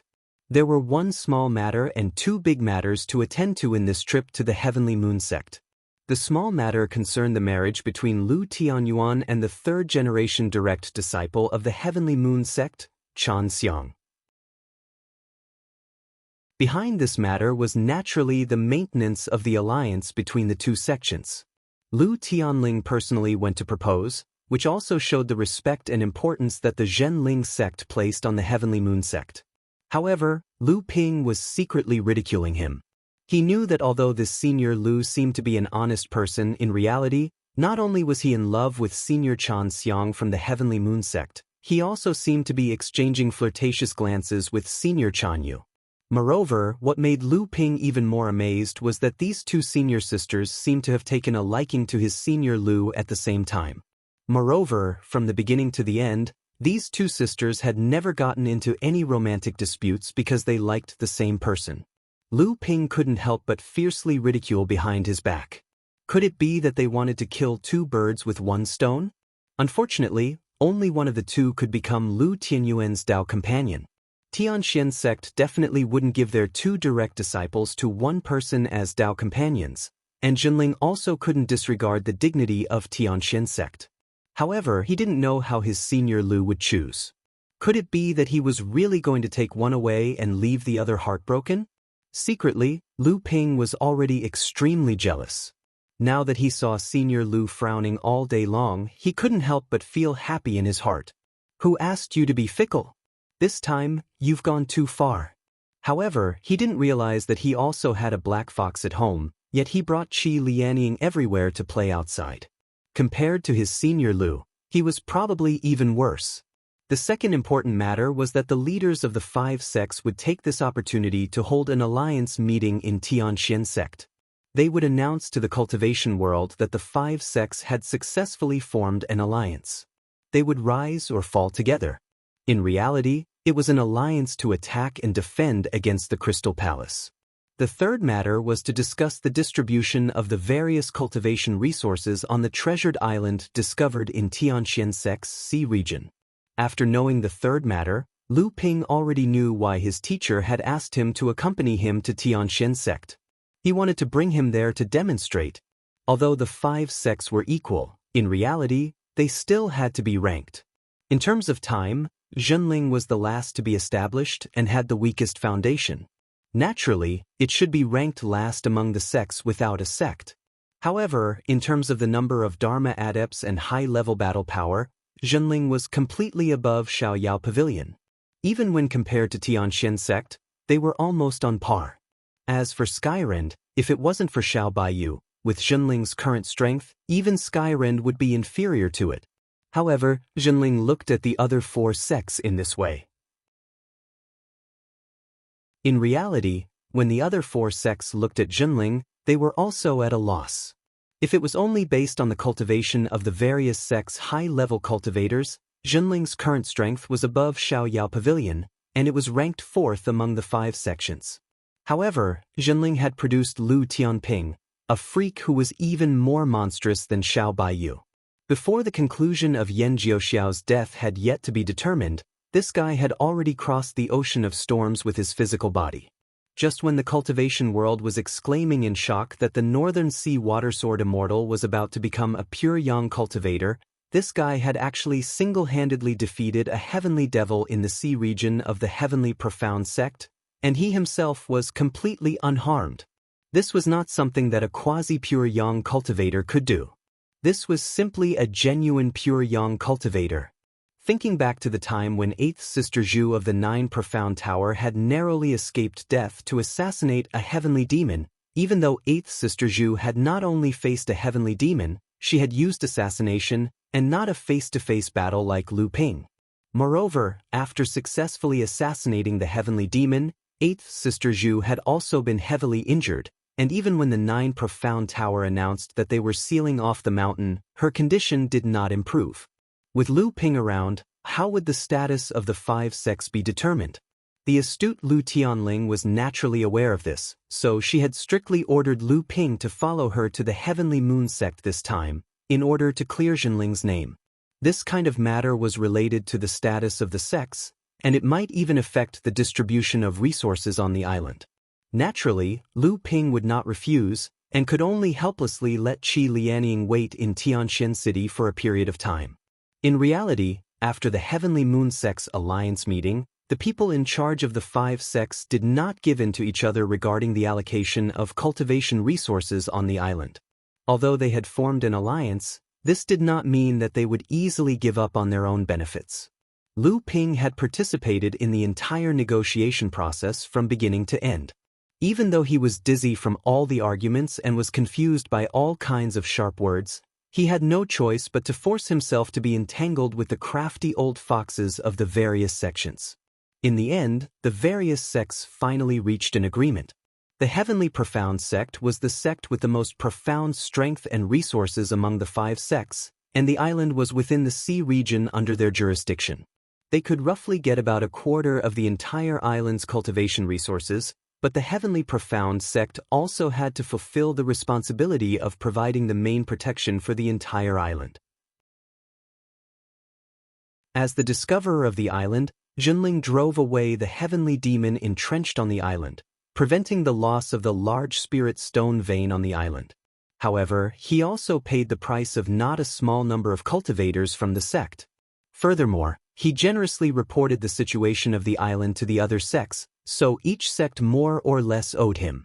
In addition, Zhenling had displayed a strength that made people wholeheartedly submit to him, and in the end, he was able to get a quarter of the island's cultivation resources.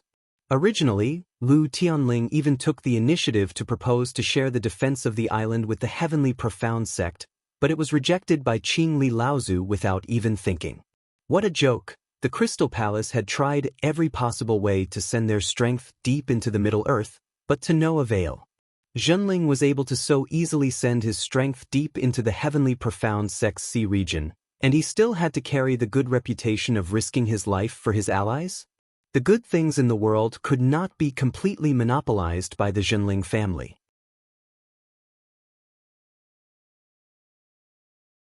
Chapter 1425. The Tianxian sect and the Zhenling clan took up half of the resources on the island. Of the remaining half, the Tianyue sect took 20%.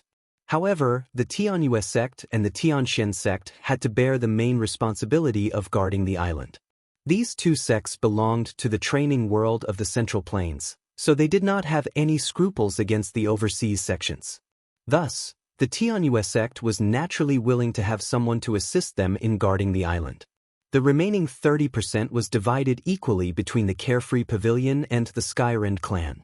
These 2 sects did not contribute much to the discovery, mining, and protection of the island. However, as the nominal owners of the island, only these 5 sects working together could resist the covetous eyes of the various forces in the training world. From this point of view, the 2 sects had a clear conscience in taking 15% of the resources. Although the protection of the island was mainly handed over to the Tianxian sect and the Tianyue sect, the 3 overseas sects still had to send Dharma adepts to guard the island. Firstly, it was to assist the 2 sects in guarding the island. Secondly, it was to declare their ownership of the island. At the same time, they had to supervise the mining process of all the mineral veins on the island. After the 5 sects met at the Tianyue sect, the leaders of the various sects returned to their own sects and began to deploy troops according to the wishes of the sections. The Zhenling clan stopped at the island before returning to the North Sea to complete the handover with the practitioners from the Tianxian sect and the Tianyue sect. At the same time, they sent the various training resources that had been mined from the island under the overall planning of spiritual master Xianwei onto the ship.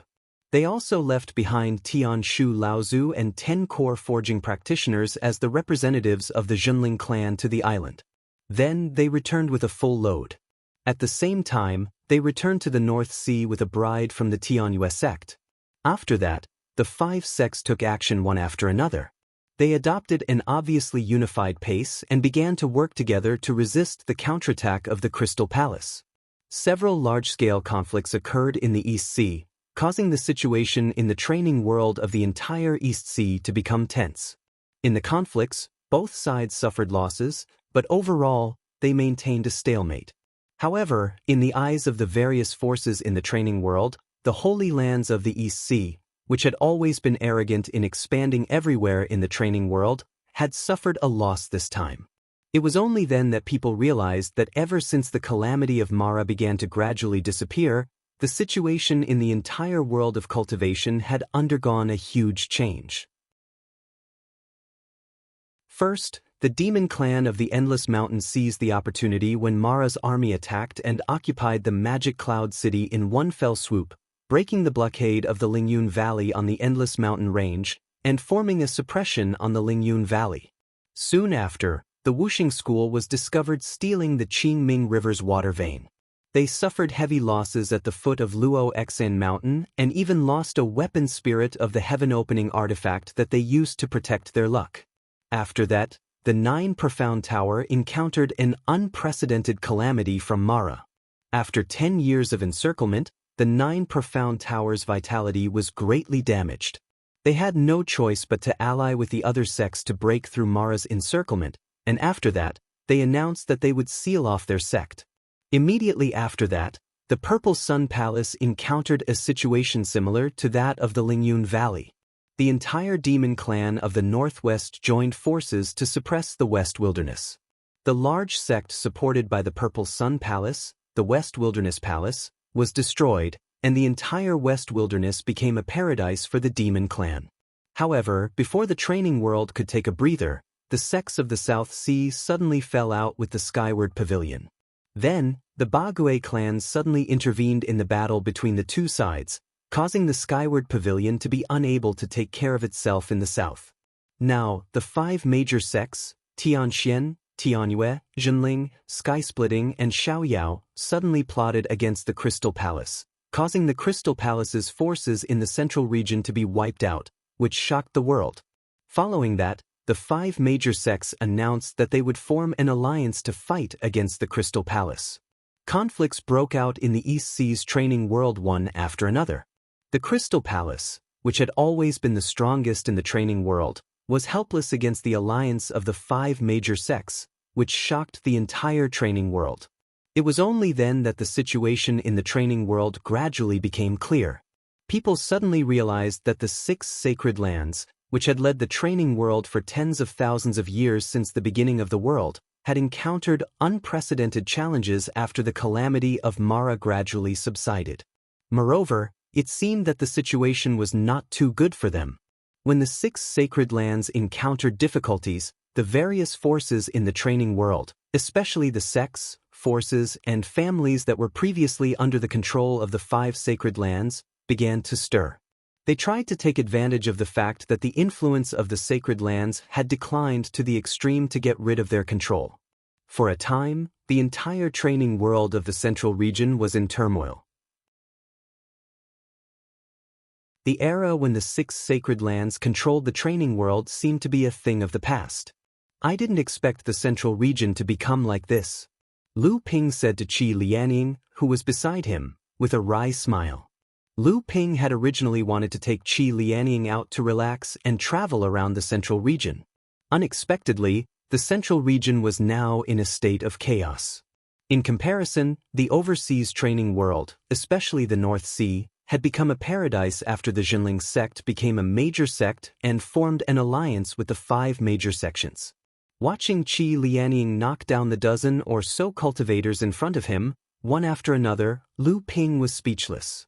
Was this the 4th or 5th wave of bandits they had encountered along the way? In Lu Ping's opinion, these so-called bandits were just some small sects or families with legacies in disguise. However, the entire training world of the central region seemed to be out of control. Everyone hoped to strengthen themselves in a short period of time through robbery. Otherwise, they could only be robbed by others. All the sects, big or small, seemed to have fallen into such a vicious cycle. Along the way, out of consideration for their respective identities, the 2 of them concealed their cultivation bases and traveled the cultivation world as low-level cultivators. Unexpectedly, someone quickly treated the 2 of them as fat sheep and pretended to be robbers in an attempt to rob them. It was even to the extent that even though Qi Lianing's face was covered with a red veil, her graceful figure and bewitching temperament gave off a powerful charm. Coupled with the low cultivation that she revealed, it gave those robbers an additional option to rob her. After casually sending these cultivators away, Qi Lianing had a sudden impulse and looted all of the storage artifacts on the bandits. She seemed to have fallen in love with the feeling of pretending to be a pig to eat a tiger. Under her strong request, Lu Ping had no choice but to suppress his cultivation even more. There were 5 or 6 storage pouches hanging from his waist, and each of them was bulging. It was as if there was a label on his body that said, "I'm a fat sheep, come and rob me." Thankfully, Qi Lianing seemed to be treating this as a game. After teaching the bandits a lesson, he didn't kill them. Instead, he took all of their storage treasures. Qi Lianing. Although there was a lot of things, Lu Ping was naturally not interested in them. However, Qi Lianing was never tired of it, so Lu Ping could only let her do as she pleased. As time passed, the bandit title of Red-Clothed Rakshasa slowly began to spread in the areas they traveled. As for Lu Ping, he was gloriously ignored. When Qi Lianing heard about the title of Red-Clothed Rakshasa, she became even more proud and kept showing off to Lu Ping. However, Lu Ping secretly grumbled to himself. How did he become a Rakshasa without even killing a single person? Destruction of the Holy Land.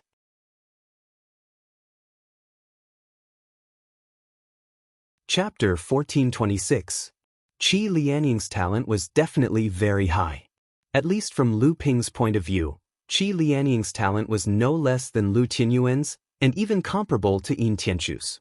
The reason why Qi Lianing's level of practice was lower than that of the other 2 was because Qi Lianing had been seriously injured and her soul had been searched, causing her to lose all of her original memories. After being rescued by Mei Tianqin, Qi Lianing's level of practice was still there, but she was muddle-headed and could only restart her practice from scratch, which naturally delayed her progress. The other reason was that Qi Lianing had always been stuck in her heart, or rather, it was a knot in her heart. Perhaps she did not even realize this, but Lu Ping knew that it was because of this knot that she was unable to break through to the peak of the Dharma stage, even though she was only 1 step away from the peak of the Dharma stage.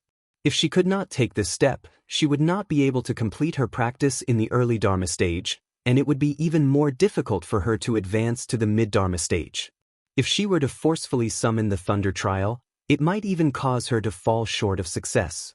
Although Lu Ping couldn't fully understand Qi Lianing's thoughts, he could roughly guess what she was thinking. This was a knot in her heart that Lu Ping couldn't help her with. But he could find a way to help her temporarily forget about the things that were bothering her. This was the real reason why Lu Ping wanted to take her on a trip to the central mainland this time. He hoped that what they encountered on the trip would be able to alleviate the conflict in Qi Lianying's heart, or perhaps divert her attention to other things. Lu Ping had succeeded, but he did not expect the situation to be like this. Qi Lianying was very happy playing the pig to eat the tiger. With Lu Ping around, she was not afraid of the other party coming to find her. No matter what, it was much better to be lucky than to be helpless. In a tree-lined valley, a huge bronze wine cauldron floated above Qi Lianying's head. Clouds of blue mist seeped out of the cauldron and surrounded Qi Lianying, who was in the middle of cultivating. As Qi Lianying circulated her zhenyuan, the mist slowly but continuously seeped into her body. Lu Ping, who was guarding her from afar, could feel the rising aura around Qi Lianying and finally relaxed. Qi Lianying had accumulated enough strength to completely touch the peak of the early Dharma stage, and she was only one step away from triggering the Thunder Trial. Now, although Qi Lianying had not resolved the knot in her heart was no longer as heavy as before. In addition, Lu Ping of the past 6 months had accompanied her on her travels to the central mainland, and his knowledge and of mind were much broader than before. It was only natural for her to improve her training. It was only when the air above Qi Lianying's head began to tremble that Lu Ping suddenly stood up and walked into the valley. At the same time, his aura enveloped the entire valley like a slowly rising water level, ready to drown Qi Lianying in her training at any time and interrupt her training. At this time, Qi Lianying suddenly opened her eyes and smiled at Lu Ping. "Don't worry, I remember what you said. The Thunder Trial won't come so soon." After a pause, Qi Lianying said softly, "Thank you." With Qi Lianying's intelligence, she had actually understood why Lu Ping had accompanied her on her travels when she had broken through to the peak of the Dharma stage. Lu Ping breathed a sigh of relief and said, "I just wanted you to see the scene of the Thunder Trial in advance, so you can be mentally prepared. But don't let the power of the Thunder Trial make you feel even more pressured." Lu Ping stretched out his hand, and the Linglong wine tripod that had been floating above Qi Lianying's head slowly fell into his hand. As for Linglong, when Qi Lianying had finished her training, she had already leaned on the side of the wine tripod and listened to their conversation. However, after hearing Lu Ping's words, she was immediately displeased and said that Linglong's Thunder Trial is for your partner to enjoy, but Linglong is about to face the second Thunder Trial. "Don't scare this sister." Lu Ping laughed and smacked Linglong's head into the wine cauldron. He scolded, "You little brat, you're so smart. You've been accumulating for so many years. You've already gained so much from the Qingming River's water vein, and you've even devoured a lot of the pure yang weapon spirit's origin essence. If you still can't overcome the second lightning tribulation, I'll just smash you into a pile of scrap metal." Linglong carefully stood on the side of the wine tripod, revealing only her eyes, and said in a low voice, "If I can't get through the Thunder Trial, I will naturally become scrap metal. There is no need for you to smash me." Lu Ping pretended to be angry and said, "What did you say?" Linglong said in a tender voice, "I want the 8 sceneries building. I want to become a pure yang spirit treasure like the Qiankuan wine tripod." Lu Ping sighed and said, "The Qiankuan wine tripod regulates the world's spirit veins. If you take this path, the second tribulation spirit treasure is the top. You have heard the sects Tian Lian always say that your own quality determines the hope of advancing to pure yang. Don't think of being like the Qiankuan wine tripod, but can only choose one of the paths to the end. Do you want to become a second tribulation spirit treasure that is completely the same as the Qiankuan wine tripod, or only have part of the Qiankuan wine tripod's function, but can retain the hope of advancing to pure yang in the future? Choose for yourself." Linglong was suddenly depressed. She didn't have a Qiankuan wine cauldron imitation spirit treasure. She didn't want to become a heaven-opening divine artifact like the Qiankuan wine cauldron, but she also knew that such a hope was almost hopeless. If she gave up some of its functions and walked the path of specialization, it would instead concentrate all of Linglong's advantages and preserve the possibility of advancing to the pure yang stage. "Well, you are the master. It is up to you to decide." The dark clouds shrouded the valley, and the purple-blue lightning fell into the valley one after another, illuminating Qi Lianying's slightly pale face. Feeling the tightness of Qi Lianying's grip on his arm, Lu Ping chuckled and comforted her. "Don't worry, this is Linglong's second thunder trial after all. It will be more powerful than the first thunder trial you will summon in the future." Linglong snorted coldly and said, "I am just worried about Linglong." However, Lu Ping still felt the strength on his arm lessen a lot. He smiled and said, "Don't worry, although I have several spirit treasures, I only have 2 second tribulation spirit treasures. I will not let Linglong take the risk easily." Moreover, Linglong already had the strength to advance to a second tribulation spirit treasure more than 100 years ago. The reason why it has been delayed until now is that I have been hesitating whether to let her fuse with the Baiying Tower. Moreover, Linglong has accumulated a strong foundation over the years. If there are no accidents, this thunder trial should be more daunting than dangerous. As he spoke, the 8th thunder trial smashed into the valley like a water column pouring down from the sky. Bang! Boom! 2 loud sounds came in succession. Although the 2 were far enough away from the valley, they could still clearly feel the vibration from the ground under their feet. A solemn look appeared on Lu Ping's face. Obviously, the 8th thunder trial had injured Linglong quite badly. Her body, which was floating in the air, should have been smashed to the ground by the power of the thunder trial. However, a muffled buzzing sound came from the valley. Lu Ping's expression relaxed a little. He knew that the thunder trial just now did not cause much damage to Linglong's body. The tribulation clouds in the sky suddenly collapsed and shrunk. Then, the last thunder trial, with almost all the power of the tribulation clouds, directly fell into the valley through the void. With a loud bang, the mountains within a radius of a few miles shook. Countless boulders rolled down from the hillsides around the valley. One of the steeper hillsides directly collapsed, forming a cliff that was more than 10 feet high. "Let's go and have a look." As soon as the 2 arrived in front of the valley, Lu Ping frowned slightly.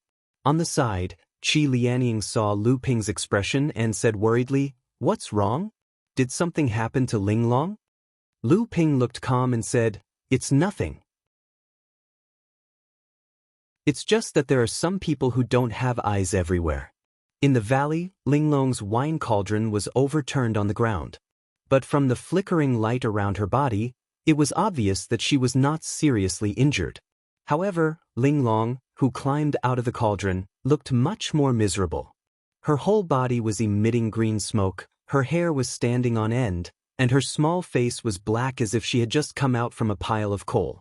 Qi Lianying chuckled and walked forward to wipe her, but Lu Ping noticed that Linglong was able to exist outside of the wine cauldron. Before Linglong became a second tribulation spiritual treasure, she rarely left her body. Obviously, the thunder trial had reduced Linglong's dependence on her body. However, just as Qi Lianying was about to approach Linglong, a shout suddenly came from behind them. "Stop!" Qi Lianying's expression changed and he turned around to see a few rays of light descending from the valley. The person in front had a greedy look in his eyes as he stared at Linglong's wine cauldron. He said, "This is the treasure of the flowing cloud pavilion. All of you, get out of here." Qi Lianying was stunned, but when he saw Lu Ping standing at the side without saying a word, he laughed and said, "What a joke. This is a spiritual treasure of the flowing cloud pavilion. Why does it belong to the flowing cloud pavilion now that it has passed the tribulation?" Lu Ping had accompanied Qi Lianying as she traveled the Central Plains. Previously, he had been fooling around with her and had concealed his level of training up to the blood condensation stage. Naturally, he did not attract the attention of the other party. Qi Lianying, on the other hand, had just reached the peak of the early Dharma stage. His Dharma aura surged and attracted everyone's attention. The person who had spoken earlier said confidently, "Nonsense. This is a second tribulation spiritual treasure. How can it belong to an early Dharma minor repairs cultivator like you? This treasure was clearly unearthed here and has undergone its second tribulation. This place is under the jurisdiction of the Flowing Cloud Pavilion, so the treasure that was unearthed naturally belongs to the Flowing Cloud Pavilion." Qi Lianying had been traveling the Central Plains for a long time and naturally knew that the Flowing Cloud Pavilion was a famous and large sect in the Central Plains. However, he did not expect the other party to be so unreasonable. However, looking at Linglong, who had just passed the tribulation, Qi Lianying could understand why these people were trying to take the treasure by force.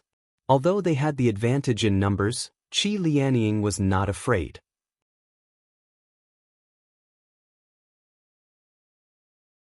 Chapter 1427. The cultivator from Flowing Cloud Pavilion was attracted by the lightning tribulation and tried to snatch Linglong's wine cauldron. Lu Ping did not say a word. Although Qi Lianying was annoyed and amused at the same time, she strangely did not resent the cultivator's actions. On the contrary, she understood the actions of Flowing Cloud Pavilion to a great extent. Qi Lianying herself was a bandit and had made a name for herself in the perished land. If she were in the shoes of the cultivator from Flowing Cloud Pavilion, she would have made the same decision to snatch Linglong's wine cauldron. In fact, from Qi Lianying's point of view, this mid-Dharma adept from Flowing Cloud Pavilion had insisted that Linglong did not belong to Qi Lianying, but had attracted the lightning tribulation because the treasure had been unearthed. This behavior was simply too honest. If it had been her, she would have directly claimed that the treasure belonged to Flowing Cloud Pavilion and they could have just fought over it. There was no need to cover things up and leave room for argument. Even the treasure had been unearthed by itself.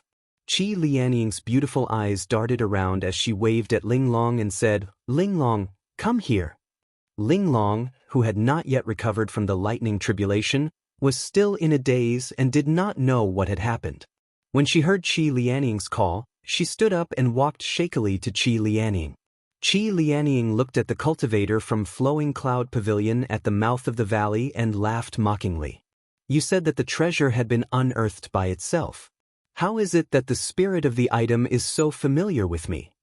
Long before Linglong had walked behind Qi Lianying in a daze, the face of the cultivator from Flowing Cloud Pavilion at the mouth of the valley had already turned red.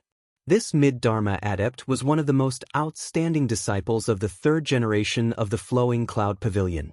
It was just that he, who had grown up under the protection of the sect, had not experienced much of the trials and tribulations of the world of practice. He was completely unable to be as cunning as the older adepts who had been through many hardships. However, at this point, it was enough for the disciple from Flowing Cloud Pavilion to fly into a rage out of humiliation. This could be considered as Qi Lianying helping the disciple from Flowing Cloud Pavilion take the step from a rookie to a veteran.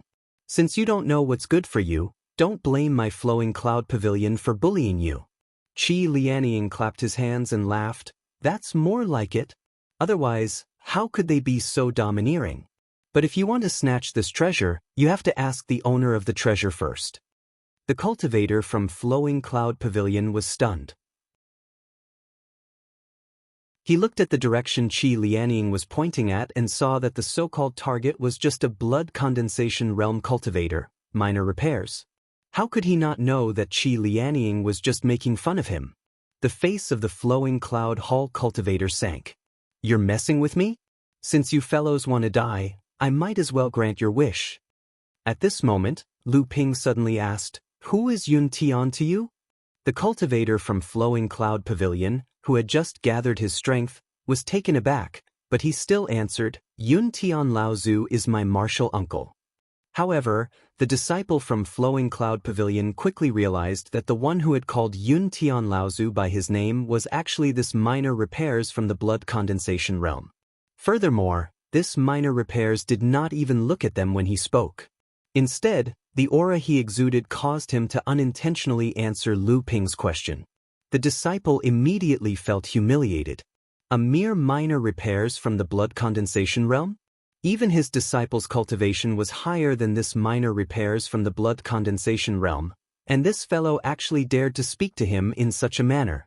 "Originally, I didn't want to start a massacre, but who would have thought that you wouldn't know when to stop? Don't blame me for being merciless." The direct disciple waved his hand at Lu Ping from afar. This move of his was called sneaking into the night with the wind. Although the name sounded poetic, it was a ruthless move that killed without leaving a trace. In his opinion, it was a waste to use this move on a blood condensation realm cultivator. But the direct disciple didn't think it was worth it to use this move on a blood condensation realm cultivator. It seems that I still lack self-control.